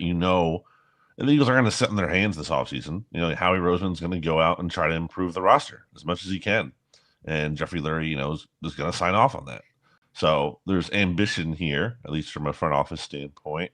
And, you know, for as much, question marks as there are when it comes to the talent here, as I just outlined, there is a case, there is a scenario where it all comes together and you still have one of the more talented teams relative to other teams in the NFL that are out there and what other jobs you could get. So, yeah, again, there's a case for upside here. Well, the names we do know that have interviewed, and correct me if you got somebody else, but I right now I have Zach Robinson, the former Falcons offensive coordinator, Mike Kapka, the Giants interim head coach, former offensive coordinator, who's obviously out in New York. Our old friend Jim Bob Cooter, one of my favorite Nick Sirianni moments, when we didn't know he worked for the organization. He walked out of the Nova complex and Nick said, "Hey, there's Jim Bob Cooter." And nobody knew he was working for the organization.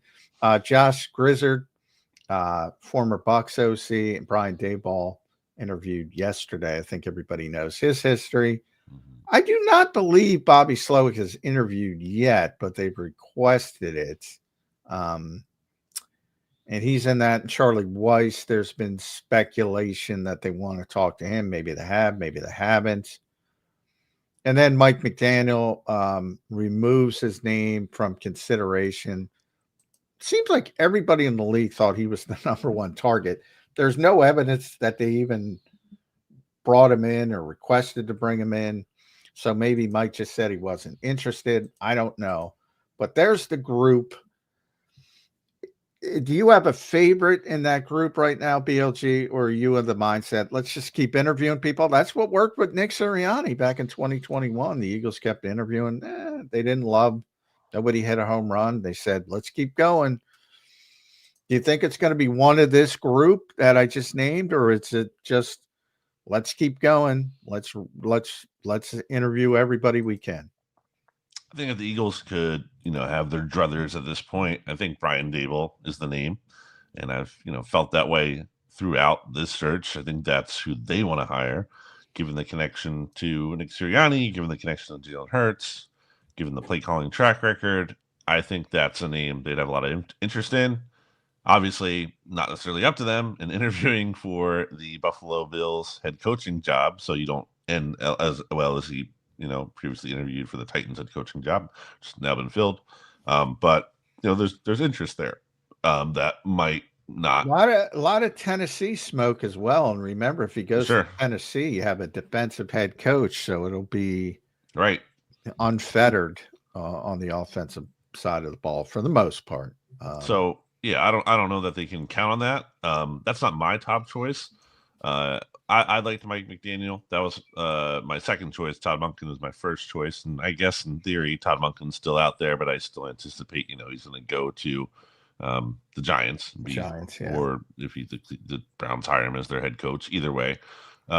So I'm right now, for me, I'm kind of interested in a big swing. And that's when I look at Charlie Weiss Jr. And I know he obviously doesn't have the extensive NFL experience, but sometimes you're trying to find the next great thing. And I wonder, you look at what he's done in the college ranks, it's really impressive. And just some of the things I've heard about him behind the scenes, point to him being someone who intrigues me a lot. And I think there's, it's kind of it's a risky move, but I'm interested in taking a risk. We'll say, BLJ, do you think you look at the LA job and it's relevant because Mike McDaniel is presumably going to go there. Justin Herbert is viewed as like an incentive for an offensive coordinator to go there to take that job. Mm-hmm. Do you think Jalen Hurts is like an incentive for somebody to take the job here in Philly? Do you think he's a deterrent? How do you view Jalen Hurts in this process and how maybe a potential OC views his role in the offense? Yeah, I think deterrent isn't true, or that's too strong of a word. But it's all relative, right? Again, it comes down to the situations. And I think there are probably a lot of Eagles fans who would be like, how could possibly Mike McDaniel pick Justin Herbert?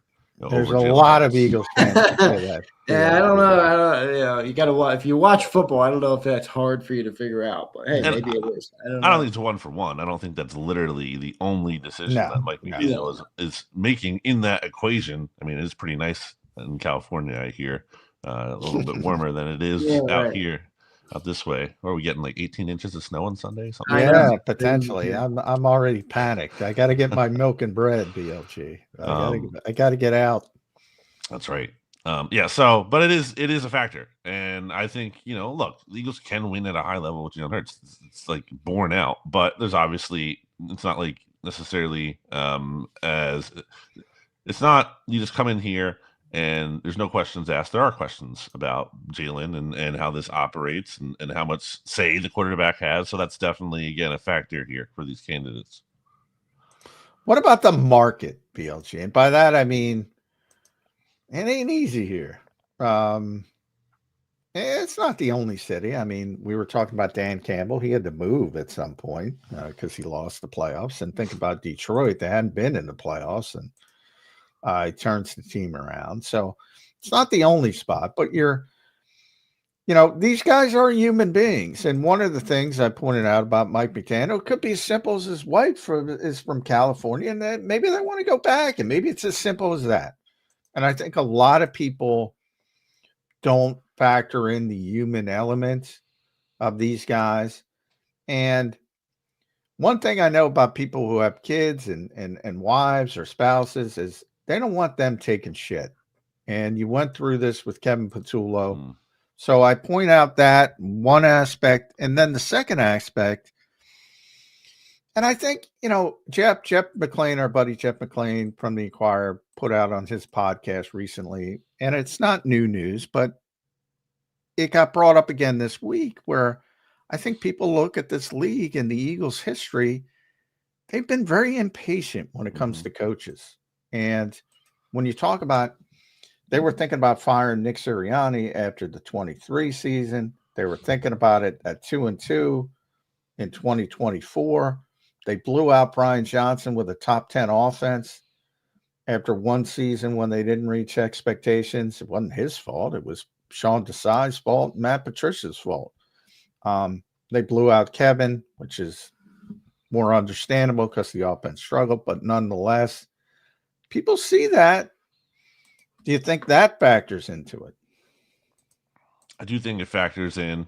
At the same time, I would say if I'm the Eagles, I don't want a candidate who's afraid of that. Like that person's not the right person for the job if that's one of their top concerns. What if I fail? What if I struggle? But it is like to your point, it's a real. But is that failure though? That's what I said. Like 11-7 making the playoffs, is that failure? I think where the offense was, yes, relative to the talent, and you look at just historical precedent in terms of this was like the third worst offense the Eagles have had in the last like 20 years or so, and the other two, statistically, were like the year Andy got fired and the year Doug got fired. Like there was historical precedent for the head coach to be fired, let alone the offensive coordinator. Right. But I on the Brian Johnson point, I would say that's more of a fair one in that. Expectations were so high, and Brian Johnson wasn't even necessarily that bad. Like if the Eagles had the Brian Johnson offense this year, that would have been a lot better relative to what this offense was. And obviously there was the dynamic there too, which is a concern and does have to be answered because there was the reporting at that time late in that season, especially that like players were unsure who was really even dictating that offense between Nick and Brian Johnson. So, those lines have to be cleared a bit. BLG, what do you think happens this summer with A.J. Brown? Because I think a lot of people say or seemingly think that the Eagles would want to move on. I'm of the belief that the Eagles do not want to move on, despite, the noise that was created.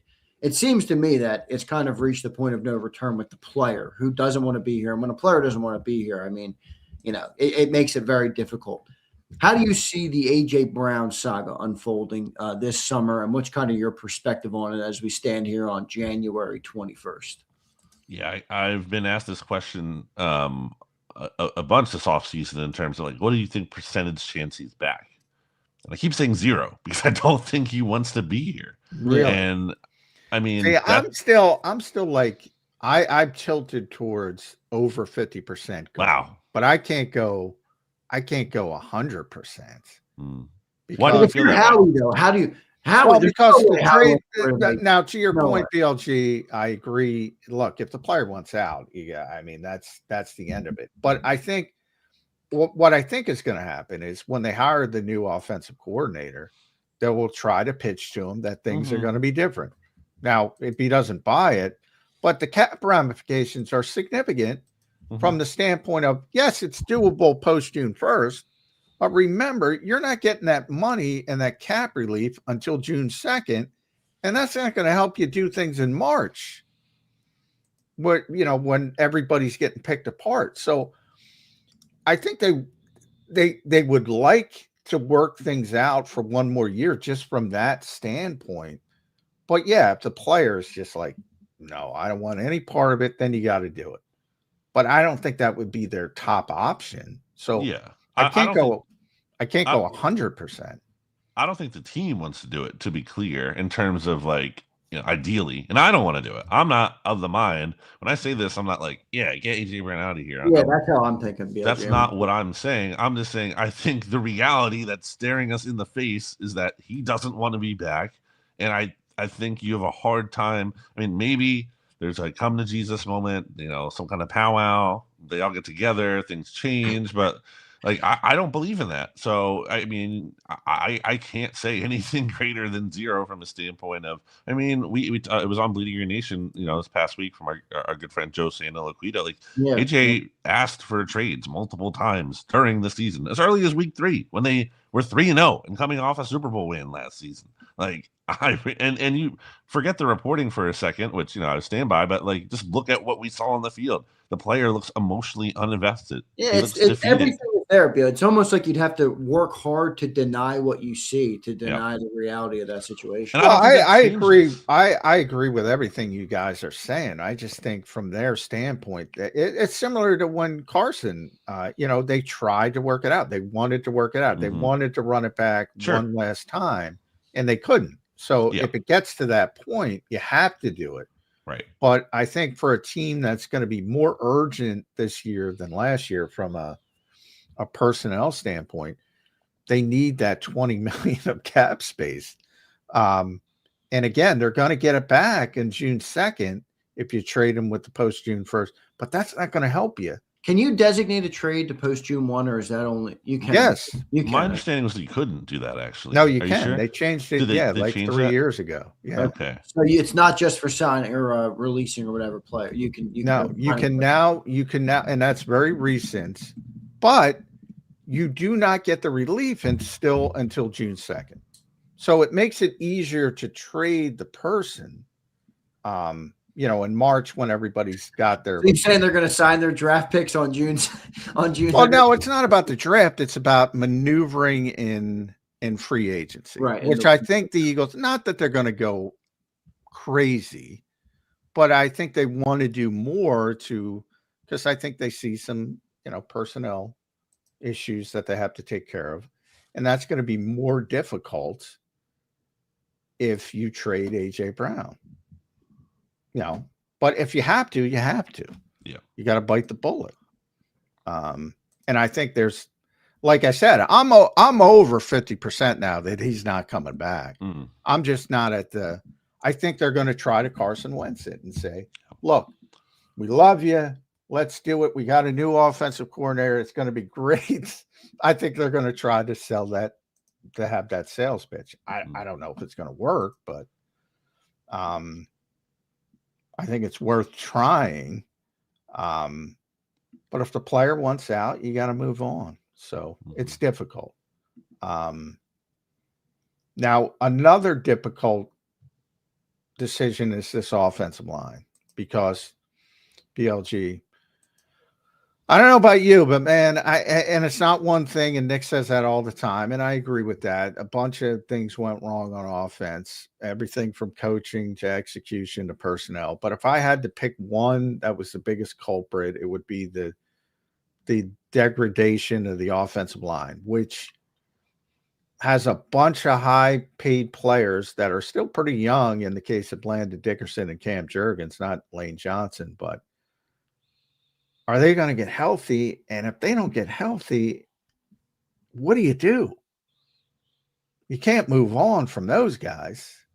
Is it just waiting until you can have that turnover, or do you have to start that turnover now, whether it's draft choices or something like that?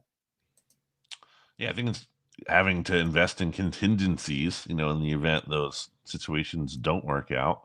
Eagles already have to a low extent in terms of, someone like Drew Kendall. And I think they have some hope for him, but it's not like you're penciling him in. It's a sure thing. I think, the fact that they're playing one less month of football, could help. The fact that their season ended earlier, it's a positive in terms of Landon Dickerson, Cam Jurgens maybe getting healthy. I don't know if they're going to need off-season surgery like they did last year, but assuming they don't, that's also a positive to me. So, there's hope, but as Howie Rosen will say, hope is not a strategy. So you can't just go into it being like, well, they'll definitely bounce back. All is well. We know that for sure. Again, the word I use is contingencies. I think they're going to have to, make picks in the draft. That kind of, and maybe it's like you bring Brett Toth back too. Not that that's like, again, you want to start him in a perfect world, but you have to have options in place should those struggles happen again. Yeah, it does feel like they're inevitable at this point. Not so easy when you got a left guard making 21 who's not playing good and a center you just paid making 18. Yeah, we will see what happens there. How much do you think that part of the offense is a factor in the OC search? I mean, you look at AJ Brown, is he going to be back? I mean, I know some fans don't like AJ because of what he did last year, but if anybody thinks the team is going to be better without AJ Brown, I think you got a wake-up call coming. How much is that a factor in the whole thing, BLJ?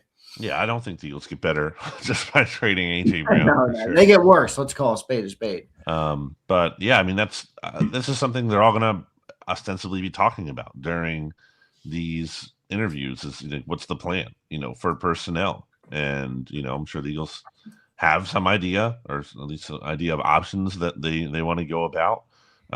But it's a lot unsettled, and it's weird because usually for the past, whatever many years here, the offense has mostly been set it and forget it, the exception of a couple pieces here and there, like right guard last year.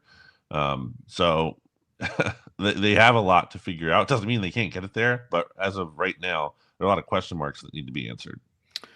I don't know how much you've gotten into the draft, but we sort of started here yesterday. We had Devin Jackson on, so I asked Devin, his early thoughts on not even necessarily players. We talked about players, but where the Eagles would look to first. We kind of both decided offensive line first, but I do think there's some unique potential options to go in other directions. Wide receiver being one of them. One thing, and I've talked about it with you before, BLG, I want a manufactured touch player. That kid from Texas A&M, KJ Concepcion. If you move on from AJ Brown, which again is easier said than done, but could potentially happen, you got to go somewhere. You got to get some, like you guys mentioned, you're not going to be better, but you got to get something that at least helps you from a skill position, a skill standpoint, an athleticism standpoint. Could getting a different style of receiver, even though you're taking a step back, could that help the offense? I have to kind of see it to believe it in terms of, I think what we've seen with Jalen Hurts is, you have your top two receivers, basically. Well, I mean, especially since AJ got here, that first year they didn't have, two, dominant guys. Obviously they just had Devontae in 2021. And then he didn't play a lot in 2020. So, and then they don't even use the third guy, as Quez Watkins, as Jahan Dotson can attest to. So I kind of have to fully see that to believe it. But if you draft this rookie, he's within that top two, maybe, and he builds that relationship with Jalen Hurts, which is a big part of the picture. Then yeah, maybe you bring someone in. I think it's just tough, to count on a rookie to pick up a lot of the slack. It's possible. So it's possible a rookie, steps up and he pops, but you don't want to be like the Titans who were like, oh, we want from AJ Brown to get Treylon Burks here. That's great. I'm old. It's that simple. I'm old, BLG. So I remember when the Vikings traded Randy Moss and drafted Troy Williamson from South Carolina to replace him with, like, I'm guessing the 11th pick, pretty early, maybe even higher. He might have been a top 10 pick. I have to look that up. It did not work. I mean, it was a freaking disaster. One other draft question. Odds. We'll do an odds question. Day 2 quarterback. Yeah. Give me a percentage that's a possibility. I think it's very high. I don't know that, obviously you have to. You got to like the player, yeah. But like the player, the board, shake out. There's a lot of variables. But in terms of, like, let's say, like, if the Eagles are going into the draft, like, thinking this could happen and, like, doing their own mock drafts, and, like, I bet you it would happen a lot in their own simulations from a standpoint of this. How could anyone argue against that from how Jalen Hurts got here? Like, it's not even saying, oh, Jalen Hurts sucks and they're going to bench him this year for this rookie quarterback. That's not what anyone is even saying when they're bringing that up. You're just bringing up the fact that Tanner McKee could be gone. It's, he's on the last year of his rookie deal. If they keep him, then he's going to be a free agent next year. He's in Green Bay. Kyle McCord didn't even get the future deal. Yeah. And then Jalen's going to be coming up for a new contract at some point here in terms of, the guaranteed money left in his deal. And I think the Eagles are going to hope that I think ideally the Eagles would like him to succeed and they'll pay him and they'll figure that out. But they want to also have an option to pivot if it needs to come to that. So absolutely, I think they're going to draft a quarterback on as early as day 2. All right. Well, I'm going to use one of our viewers for my next question here. Christopher Michael, how hot is Nick and Jalen's seat this season, BLJ? I mean, if it's the same offense we saw last year, like, very hot, because again, by their own precedent, like, again, that the offense we saw last year, as you said earlier, was one that gets head coach here in Philadelphia, gets head coaches fired.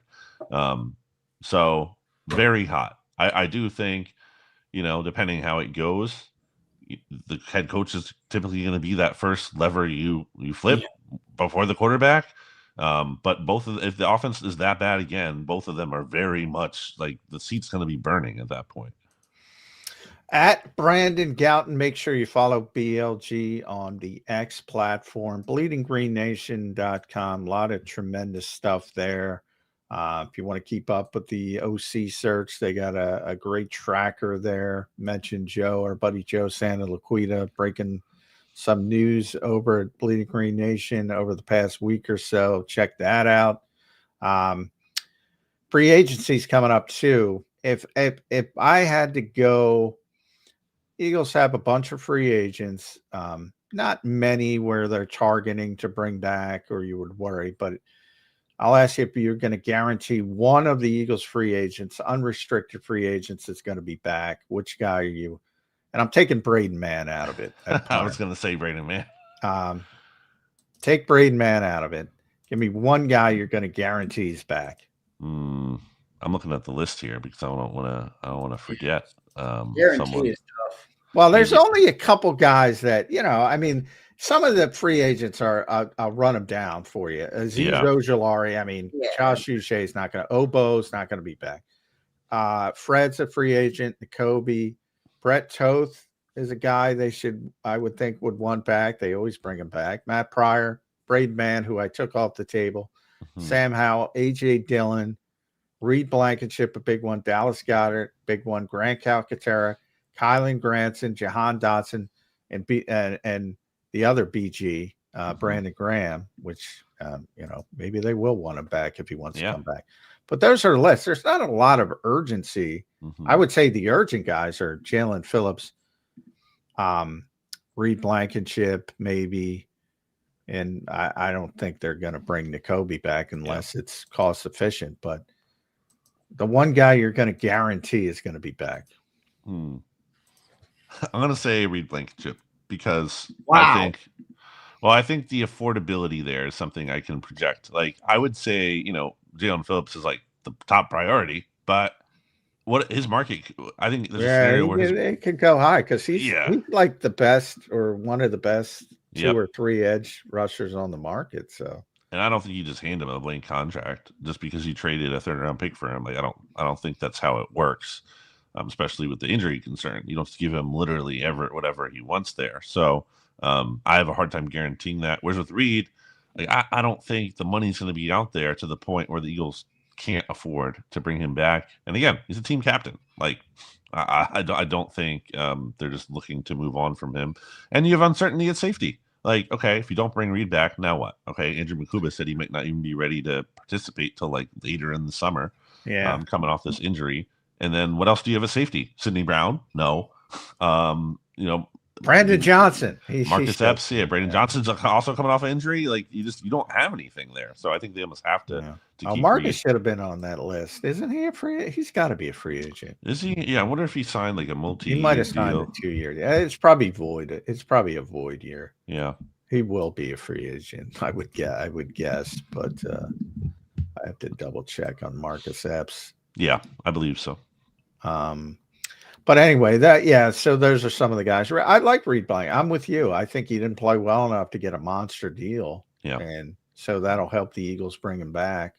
And to your point about, Jalen Phillips, you got to have a walkaway number. Mm-hmm. And then Nakobe, unless his market's not there, I can't see any way he's coming back, unfortunately. Yeah. Yeah, that would agree. That's one where he hits the market. You see how it goes. Maybe it dries up, and then you bring him back on a 1-year deal if no one out there is willing to pay him. Yeah. Yep, no doubt. BLJ, good stuff, man. We appreciate you joining in today. Make sure everybody follows you at Brandon Gouton and read all his work at Bleeding Green Nation and many others on Bleeding Green Nation. Do a great job. You mentioned the Santa Liquido article. I always see BLJ. People love to give Joe shit, and they often forget that he was the one who was ahead of everybody on the Carson Wentz saga. So, great article there. BLG, thanks for joining in today, brother. We appreciate you as always. See you guys. Thanks, BLG. There's BLG. Joins us right here on Birds 365.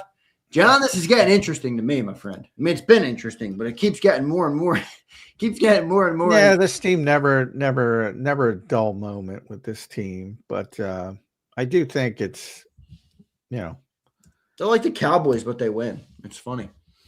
No, I don't think they're like the Cowboys at all. I just mean with there's always noise, John. There's always noise. Well, there's always noise, but I think that has to do with the passion of the market, really. I mean, people are just very passionate about this team, which is generally good, but sometimes it can hurt. I do think it hurts, and like the offensive coordinator search where guys have options. Now, they're going to get a fine offensive coordinator. They're going to get a good coach because there are guys like it might be Josh Grizzard. It might be Bobby Slowick who are fine coaches and they don't have options and they'll come and they'll try to do a good job and maybe they will, maybe they won't. But for the guys with options, I think the people fighting it, I mean, how much more evidence do you need? They're looking into other spots first.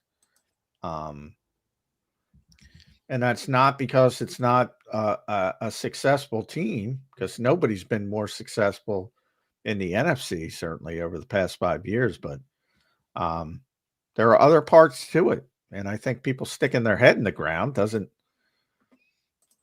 mean it's not there. So, and some of it isn't the Eagles' fault. Some of it is. The lack of patience I would point to, that's an Eagle problem. Nobody else. And if they're listening to outside noise, which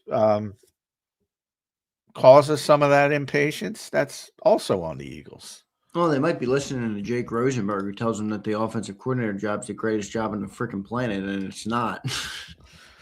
Well, evidence suggests that to the guys who are who have significant interest, they don't believe that. So I think if Jake was still working for the Eagles, he would have to ask himself that question, which is, why are guys not choosing us if we have the best job?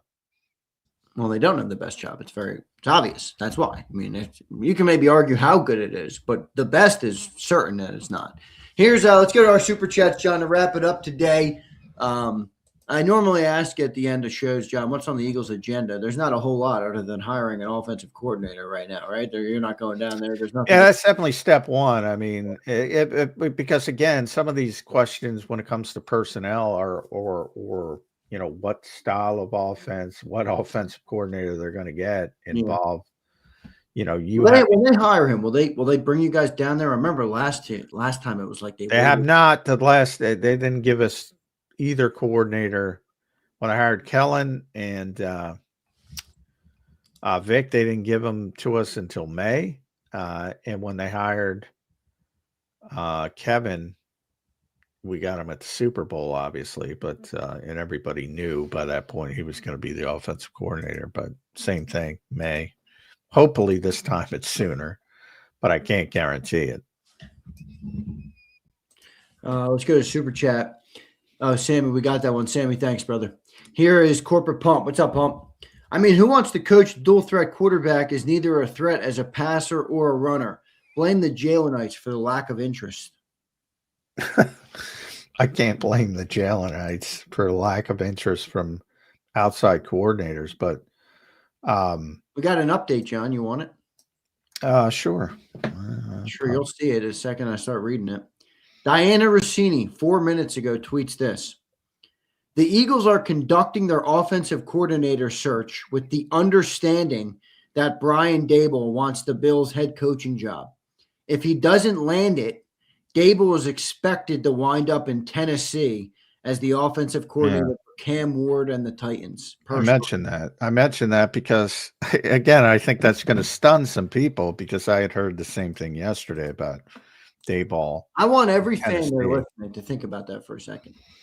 Brian Daboll would rather go and be the OC in Tennessee with the Titans than come to the Philadelphia Eagles. Now, if you want to argue about what the reason is, if you think John Zred's the owner, if you think, Well, wait.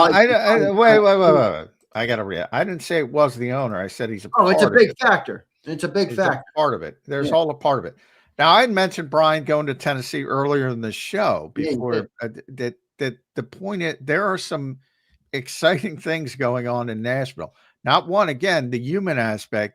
That's a non-tax state. That there's no right. You're going to keep your money, John. You're going to keep more of your money. That's stuff that people don't think about that is real. Number two, Brian's got a lot of money, so that's probably Brian also just came from New York where he's taxed at 55-60%. Well, exactly, but he's still got a lot of money. I'm not saying that's the only reason, but you do have a young quarterback who's got upside.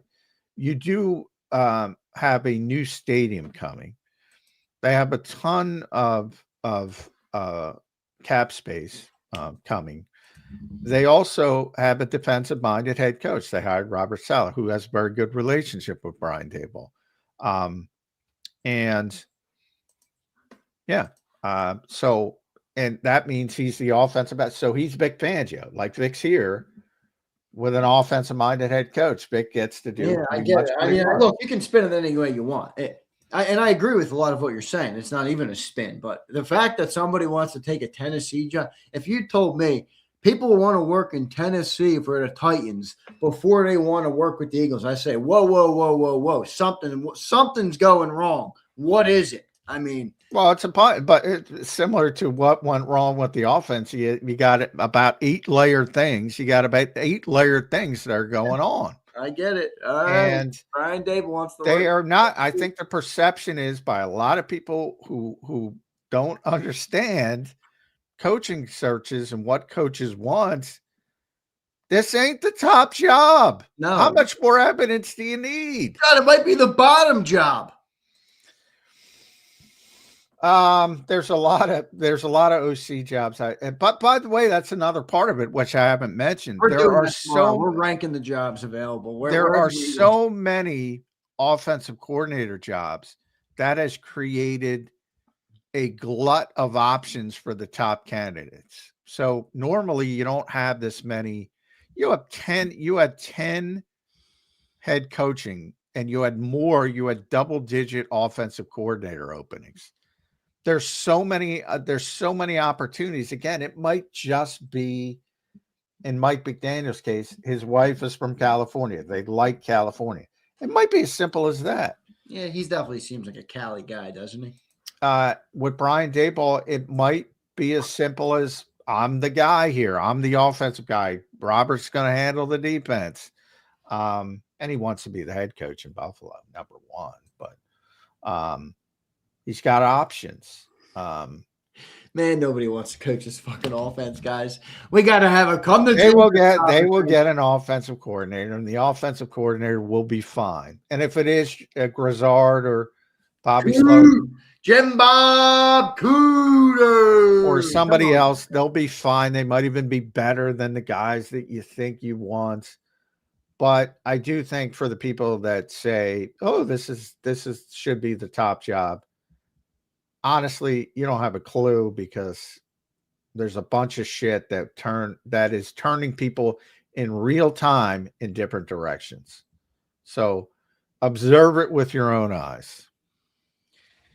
Brian Daboll looking to go to Tennessee. Here's Go Birds. In a perfect world, it's time for a hard reset. New head coach, new quarterback. I'm over both of these dudes in the drama every season. Man, we did win a Super Bowl like 11 months ago. Well, too late, man. Yeah, I mean, come on. No offense. Who did that? But Go Birds. Like you want to reboot. As Zander said, you're not even 12 months off a Super Bowl champion, and you want to reboot. Well, remember, though, how it plays out. Like, sometimes one of the mistakes teams have made, and the Eagles have made, is, doubling down on a team that won it all without acknowledging the problem. John, something you said that I think is a great comment. You say it all the time. One of the hardest things for teams to do is be honest with themselves. Oh, now, yeah, I get it. It sounds crazy because you won the Super Bowl, but you also can't live in a world of, hey, we won the Super Bowl in 24. We don't need to make any changes. That's also a trap as well. It's a thin line. Hey, I talk about it all the time when people talk about the offensive personnel here, and it ain't as good as people think it is. It ain't. It was. It isn't now, because life moves fast, and it is very, very difficult to be honest with yourself. Yeah. I guess if you're the Eagles. Here's Rashid. What's up, Rashid? John, what was Jalen Hurts' quarterback ranking? I don't even know what you're asking. What do you mean?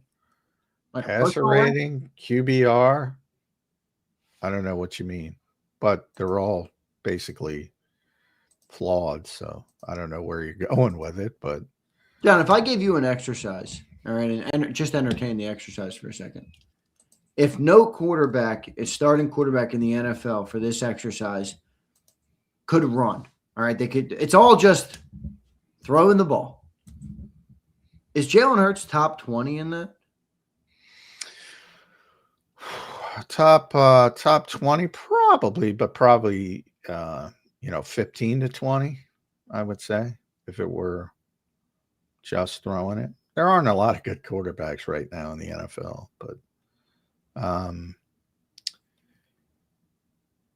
yeah, it certainly wouldn't be top 10 if you take that part of the game. But the beauty is you don't have to take that part of the game out of it. No, it's dwindling. Well, people can say it's dwindling. It's dwindling certainly from what it was, but it's still high level compared to most teams. You look at Caleb Williams, who has the ability to be not the threat it once was. Well, that's fine, but again, it's there a plus one still in the run game? You used to talk about that all the time. Is there a plus one anymore, or is it just Saquon's got to get the yards? If Jalen has an opportunity to take 10 here and there, or one time a game, yeah, he will. It's still better than the vast majority of teams. So if you ask that same question and take away the passing and just running out, the Eagles are still top. Yeah, but all right. So I'd have to run it down. They're still top 7 at worst. I agree with that, but does it make up for the deficiencies in the passing game? Once upon a time, it did. Have we reached the point where it? Well, no, it's got to be better. It's got to be better, and he's got to utilize it more. I think that's fair to say, but it's not completely gone. I think that's unfair to say. And it's, if he wants to get back to where he was, he better bring more of that back to his game. I agree with that wholeheartedly. But, from a passing, just from a pure passing standpoint, I'm going through the list. Burrow's better. Stafford's better. Jordan Love is better. Drake May's better. Dak Prescott's better. Brock Purdy's better. Trevor Lawrence is better. Sam Darnold's better. Justin Herbert, Jared Goff. That's some names. You're up to at least 12 there. Lamar. And then you could start Baker. There's more. Bryce Young's better from the pocket, better throwing the ball. Yeah, I don't know. He's not very good. Aaron's still better, even at his age. But I'm not counting Aaron because I don't know if he's coming back. But he's obviously better. Well, use him for the exercise. He played this year. I mean, we can't go off the team. Yeah, well, Aaron's better, obviously. But then you're in the range. So wherever I probably rattled off 15, he's probably 15 to 20. Well, that's what we got. Rashid's followed up real quick. He said PFF ranking. Was he 1? Was he 32? What was his rank in passing and running? Let's see. He was 10th overall, which is pretty good. 11th and ironically 11th in passing grade, 12th in rushing grade, 10th overall. But I think that was very front loaded. He had a good start to the season. Did not have a good end to the season. But overall, he's still a very good quarterback. That's a little high from my perspective. But, some of the guys who I put ahead of him from a pure throwing standpoint, I could put like Kirk Cousins, but, he wasn't a starter, so I didn't count him. Tyler Shuck, you could argue Tyler Shuck's better even as a rookie. Just pure passing I'm talking about. Yeah. Because that was your premise. Well, remember, the PFF grade puts a lot of stock in negative plays. The Eagles don't make negative plays much. Yeah. Turnover-worthy plays, ding you up, and he doesn't have a lot of them. Yeah. So that helps elevate his grade. But look, he's a very good quarterback. And that's why I said, when you asked me that question, who's on a hotter seat, Jalen Hurts or Nick Sirianni? It's got to be Nick Sirianni because it's so hard to find a better quarterback than what he is right now. You think he's a very good quarterback without the run? I think he's a very good NFL quarterback. I think to be better, he's got to integrate the run game more. I think he's hurting himself by taking it out now, which is ironic because he might hurt himself by doing it more. And I think that's a big part of it. But no, he's a very good NFL quarterback.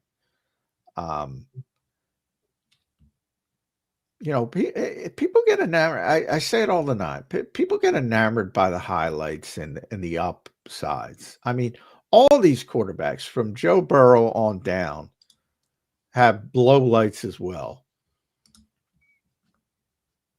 But you're watching. We do this show, and the people who watch this show for the most part have seen every single play of Jalen Hurts throughout the year. They haven't seen every single play of anybody else throughout the year. And when you put that all together, he's pretty good. He's still pretty good. And it's going to be really difficult to find somebody better over the next year for the Philadelphia Eagles with the constraints you have, obviously. Could you trade for Lamar? Trade clause. I mean, he's got the organization by the balls. Let's be real here. No, I mean, that's the reality. The contract stuff doesn't bother me because if you have a successful quarterback, that's the going rate. So there's nothing you can do. Yeah, but the no trade, is a big thing. A.J. Brown, they could trade A.J. Brown on a whim on a random morning and say, all right, dude, you're going. Well, quarterbacks more power than wide receivers. Yeah, but a no trade is the ultimate equalizer. I mean, I mean, would I have paid Brock Purdy what they paid Brock Purdy? Fuck no. Would I have paid Tua Tagovailoa what Miami paid him? No. But how do you get somebody better than those guys? In the case of San Francisco, that's probably a bad example because I think their backup is better than their starter, but that's only me because I'm a Mac Jones guy. I think he's going to be a good quarterback when he gets his second chance, wherever that is. Here's Rashid follows up. We're talking about replacing the 10th overall ranked QB. I love Philly. Change the philosophy of 24 back to 22, 23. Okay, Rashid, I know you love Philly. Wait, Rashid, now you love PFF rankings? Is that what it is? The classic case of if the ranking works? Yeah, if the rank is good, they like it. If it's not. Same, that where I disagree with you, Rashid. Very good quarterback. I agree with that aspect of what you're trying to preach. Very difficult to get better than Jalen Hurts at this stage. Where I disagree with you, the philosophy of 24-25 is the same philosophy of 22-23. You just like the results better. Yeah. All right, a couple more. I got to get you out of here. It's German Eagle. We are tied to Jalen, or am I wrong? Is it realistic to trade him next year or so with that no trade clause? Are there any examples of this? I mean, at some point, no trade clauses, and I don't. To be honest, I don't pay any attention to no trade clauses because what happens with players at that level is sometimes they want out if things go to a certain point, like AJ Brown. Jalen's not going to want to leave Howie. And this organization. Remember the Deshaun Watson saga? We talked about it today. He dictated that fucking whole thing, John, because he had a no trade clause. Nope, not going there. Nope, not going there. Nah, I don't want to go to Philly. I don't want to pick. Yeah, but they dictate anyway. If you're a star, you dictate anyway. If you don't have a no trade clause, John, you're not dictating where a team's trading you. They're going to maximize their value and move on. I don't agree with that at all. I don't agree with that at all. I don't think there's any evidence of. Wait, so if Jalen didn't have a no trade clause, you think Howie would make a decision that's in the best interest of Jalen before he would make a move that's in the best interest of the Eagles? Not necessarily. I mean, but he does try to, like with Carson Wentz, he was very in tune on getting him to a place he wanted to go. Just that's the nature. One thing you don't want to do in the industry is burn bridges. So you don't want to exile people at a high level. When you're talking about Jalen Hurts at this level, first of all, why would you want to trade him? So no trade clauses tend to be meaningless because you give them the players you're not going to trade. But number two, if it gets to the point where you want to trade them, or the player wants out, then they're willing to accept things. So it ends up not being that big of a deal. That's all I'm trying to say.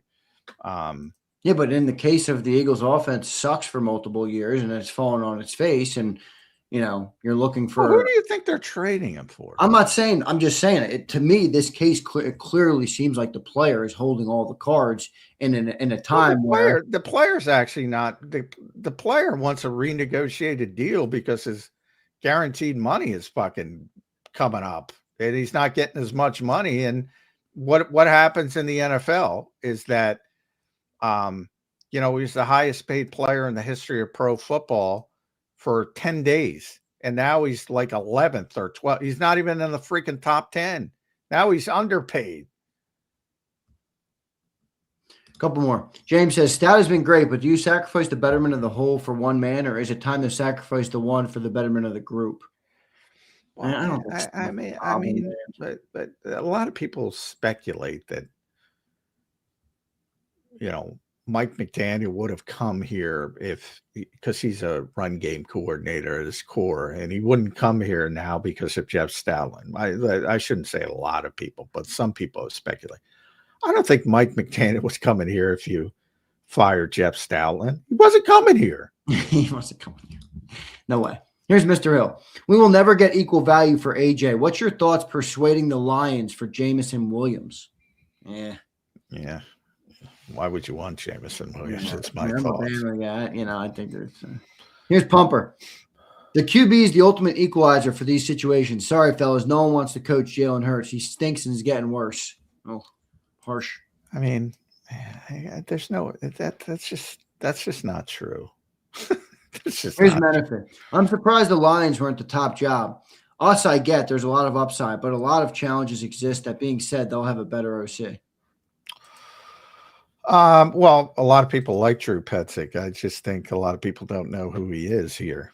So it was a high coveted job. And I think they got a coveted guy. Last one.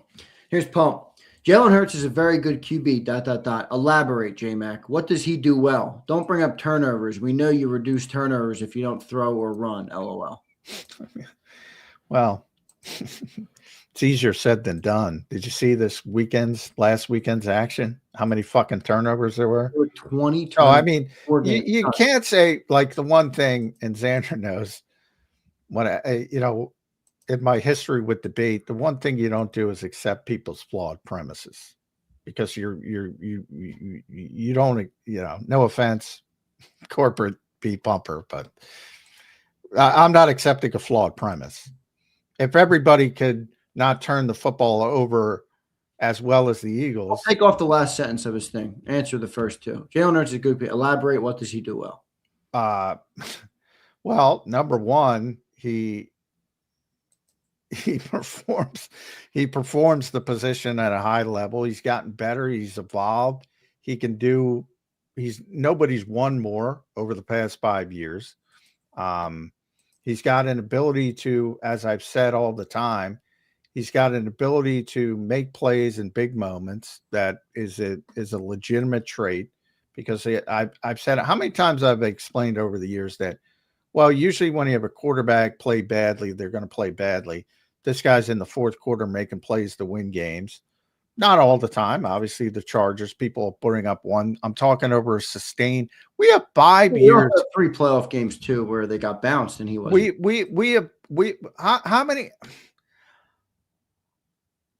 How many teams have 10 playoff games over the past 5 years? Yeah, but isn't that a team? Well, are you a quarterback wins as a quarterback? No, I'm not a quarterback wins unless it's such an extreme. Same thing with coaching. I say the same thing. Right. That's fair. If you win to such an extreme, it becomes a thing.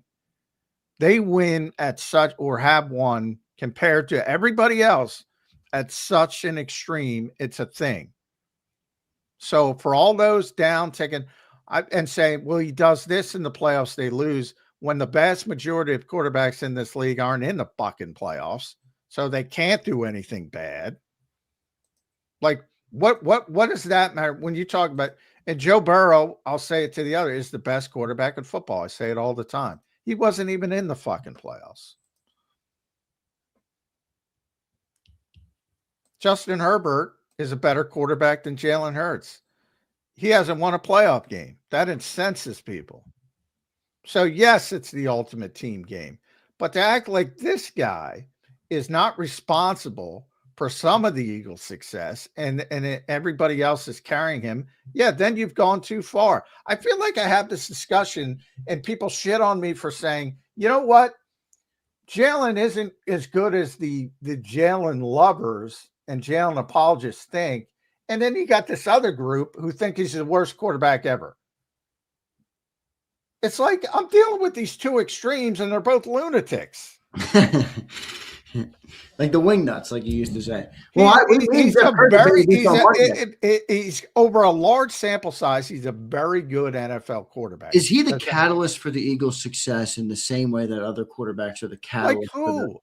Like Josh Allen, like Justin Herbert. That offense would have been the legitimate worst offense on the planet if it wasn't for that. Josh Allen, no.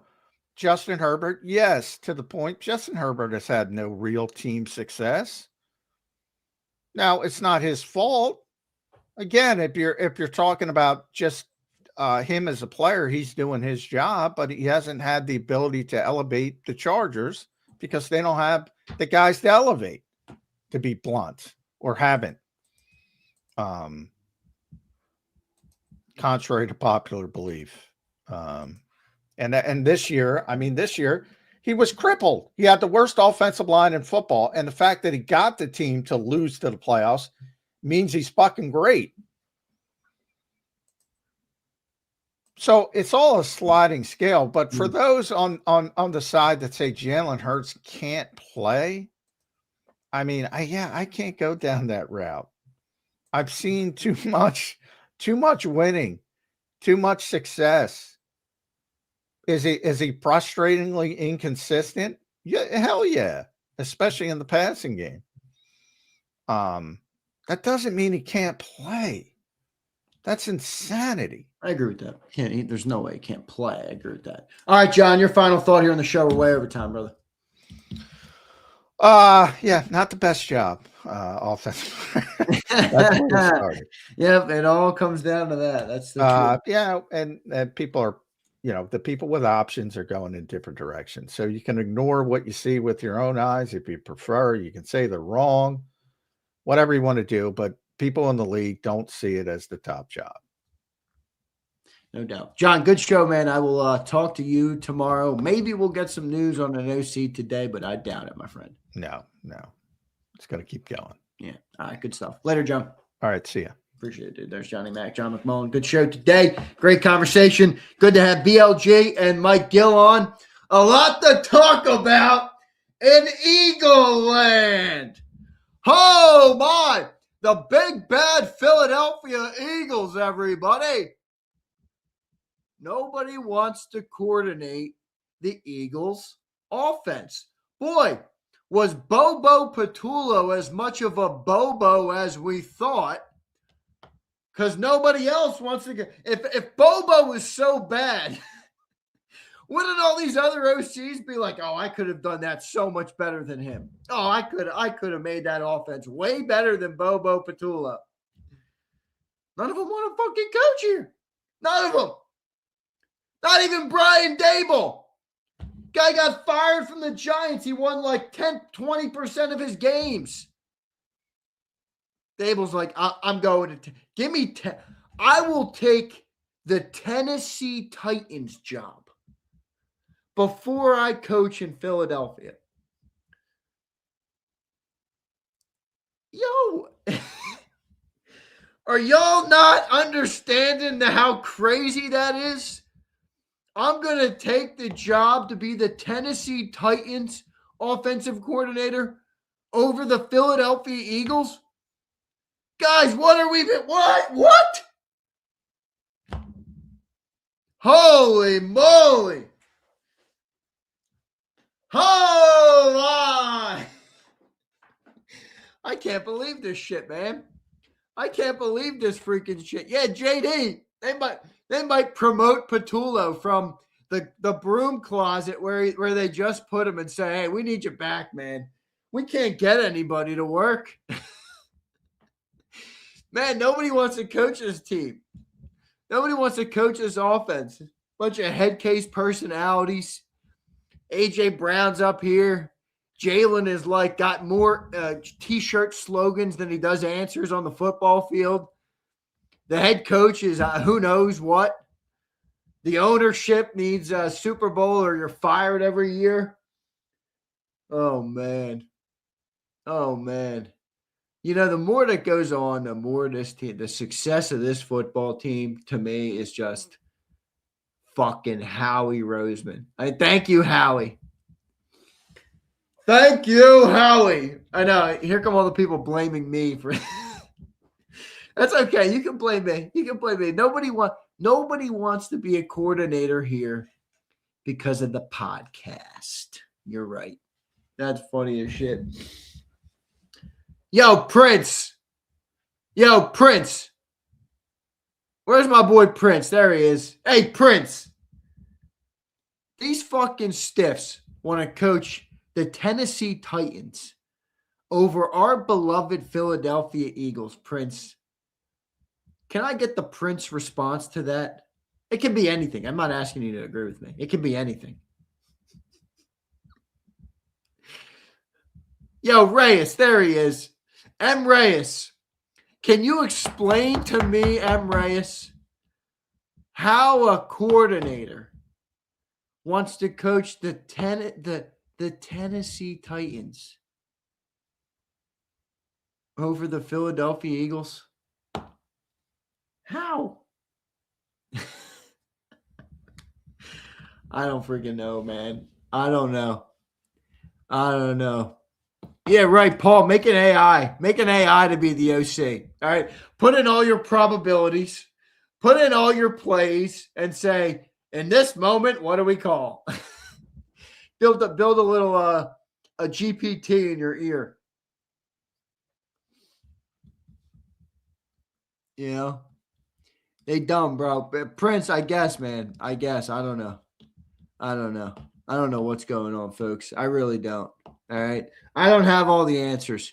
I'm just trying to ask the questions that come to mind for me. And maybe they're not the right questions, but they're my questions. And if you don't like it, you can start your own fucking podcast or listen to another show. I don't give a rat's ass. All right. Holy mackerel. The school of Brian Pumper. The enrollment at the school of Brian Pumper. This is just a rumor, by the way. I don't have any evidence of it. This is just a rumor. The rumor is that the school of Brian Pumper has catapulted, has absolutely astronomically increased on the applications to the school of Brian Pumper, while the school of M. Reyes is losing people left and right. The school of M. Reyes is dwindling. People are dropping out. People are not paying their bill. People are no longer enrolled in the school of Reyes. And the enrollments at the school of Brian Pumper have reached all-time highs. Oh, man. Oh, shit. I am on a legendary run of no fucking sleep. It's iconic. It's iconic. 3:06 last night. There it is. What the fuck? Really? 3:06 last night. Look at that. 3:40 to 6:59. 3:40 to 6:59. That's good hours, Z. That's sustainable, right? That's like as sustainable as the Eagles' offense is. The degree in Pumpernomics will feed families. Reyes University is fully accredited and has multiple grants for Eagles research. Oh, man. That's funny. That is funny. Catch says no sleep means problems faster. Catch, I know you got every answer, bro. I saw Catch yesterday acting like we were selling a racket. Like, Catch, we gotta promote shit to make money. That's like the whole content model. I'm not sure if you're aware of this.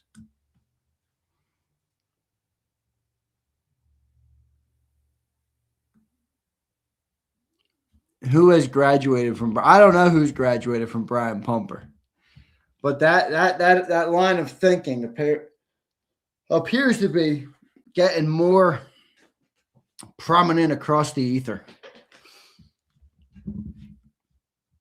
Pretty funny. All right, guys.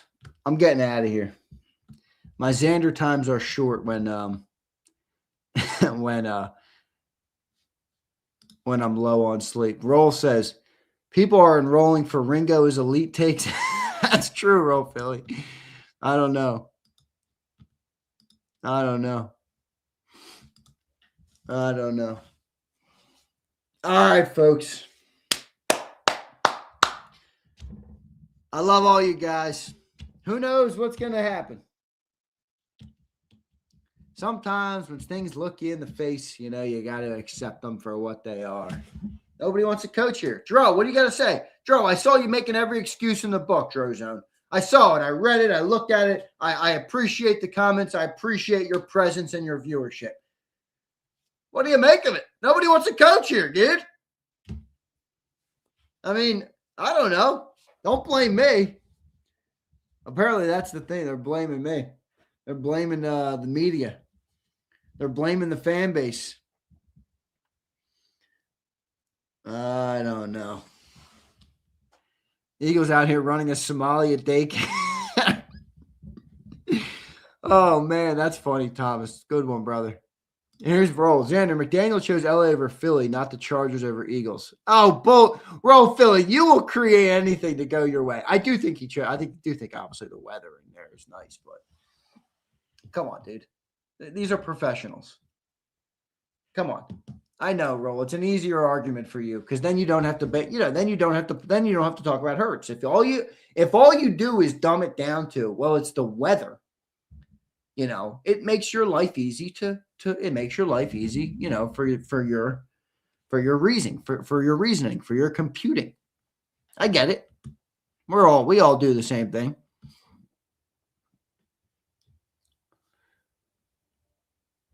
That's pretty funny. Cooter Hurts, man. That's hilarious. Zander, you ready for Bad Bunny? Oh, man, Wilfredo. You just reminded me. You just freaking reminded me of Bad Bunny. You got to be kidding me. Now I got to watch that stiff at the Super Bowl. Some fucking dude singing in Spanish to me. I don't give a fuck what you're singing in Spanish. I speak English. I would reckon that 80% of the audience is going to be speaking English. What are we listening to? ¿Cómo estás? Reminds me of my Spanish class back in the day. Miss Bayland.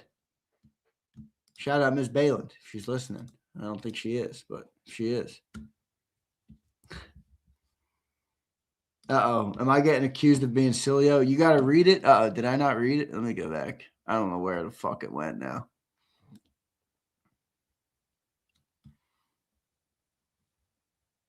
Roll. Here it is. Why is choosing the Chargers over the Eagles an indictment on Hurts, but it's not an indictment on Baker that he didn't want to go to Tampa? It is an indictment on Baker. I don't think it's not an indictment. You think they want to? There you go. Jalen's in Baker's category, Roll. That's how I look at it. You're not gonna hate coaching them, but you're not gonna look to you're not gonna jump at the opportunity to coach them. There you go. All right, it's fun. Same category. Same category. No, the Super Bowl. Oh shit! Sorry, Pump. Prince. I don't know where the fuck it was, dude. Was it your comment? Yeah, I don't know what you're referring to. My bad, Prince. My bad, brother. All right, man. Let's see what happens. Let's see what happens. All right, wait. Before I go, can everybody put in the chat who they think is going to be the offensive coordinator? I'm going to stick with the guy I said is the sleeper who's going to emerge. I'm thinking it's going to be Bobby Slowick. Can everybody put the name? Who will be the Eagles' offensive coordinator? Take your guesses in the chat. Skinny Joey, nice. I understood Prince Z is slow. I didn't see what the fuck he said, dude. Sometimes Prince is, he's out there. That's all right. We love him. The mayor of Philly. Jim Bob Cooter, because it's fun to say. It is fun to say. Mike Kafka. Bruce, don't do it to me. Kafka, oh, man. Big Sills will be the next OC. Bobby Slowick, Joe Brady. Joe Brady doesn't want to come here. I guarantee that. Jim Bob Cooter. Kevin Petula will come back in the last minute like Undertaker. Jalen Hurts' dad. Matt Nagy. Nicholas Maduro. I want Slowick. JD, I think it might be Slowick, dude.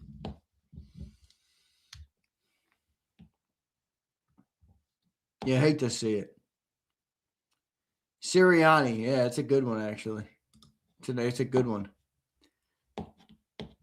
Just let Hurts call plays in the huddle. Yeah, I don't think that'll work too well. He's got a big enough job. I don't think he needs that. Jim Bob Cooter, it seems like the most Philly thing to do. Yeah, I guess it will be. Can't you guys hear it now, though? How much more fun will social media be? Instead of saying fire Petula, which was like kind of fun, but who's Petula? Fire Jim Bob? Fire Cooter? I mean, the nicknames are endless. I mean, that's the most entertaining outcome is hire Jim Bob Cooter, and we all bitch all year to fire Jim Bob Cooter with all sorts of nicknames. Can Cooter. Look, we already got a good one. Can Cooter. Oh, man. Fire Cooter. And don't put that in the Urban Dictionary, all right? Don't put that in the Urban Dictionary, Bruce. Oh, man. This shit is entertaining. I'll tell you what. You know, when you detach yourself from having to be and you just kind of look at it as entertainment, man, it's funny. I do find it funny. And Gary, no comment. No comment. All right, I'm out. Love all you guys. Let's see what happens, man. Let's see what freaking happens. I think there's more problems staring us in the face than we want to admit. All right, we'll see what they are. Love all you guys. See you next time, everybody. EAGLES. Eagles.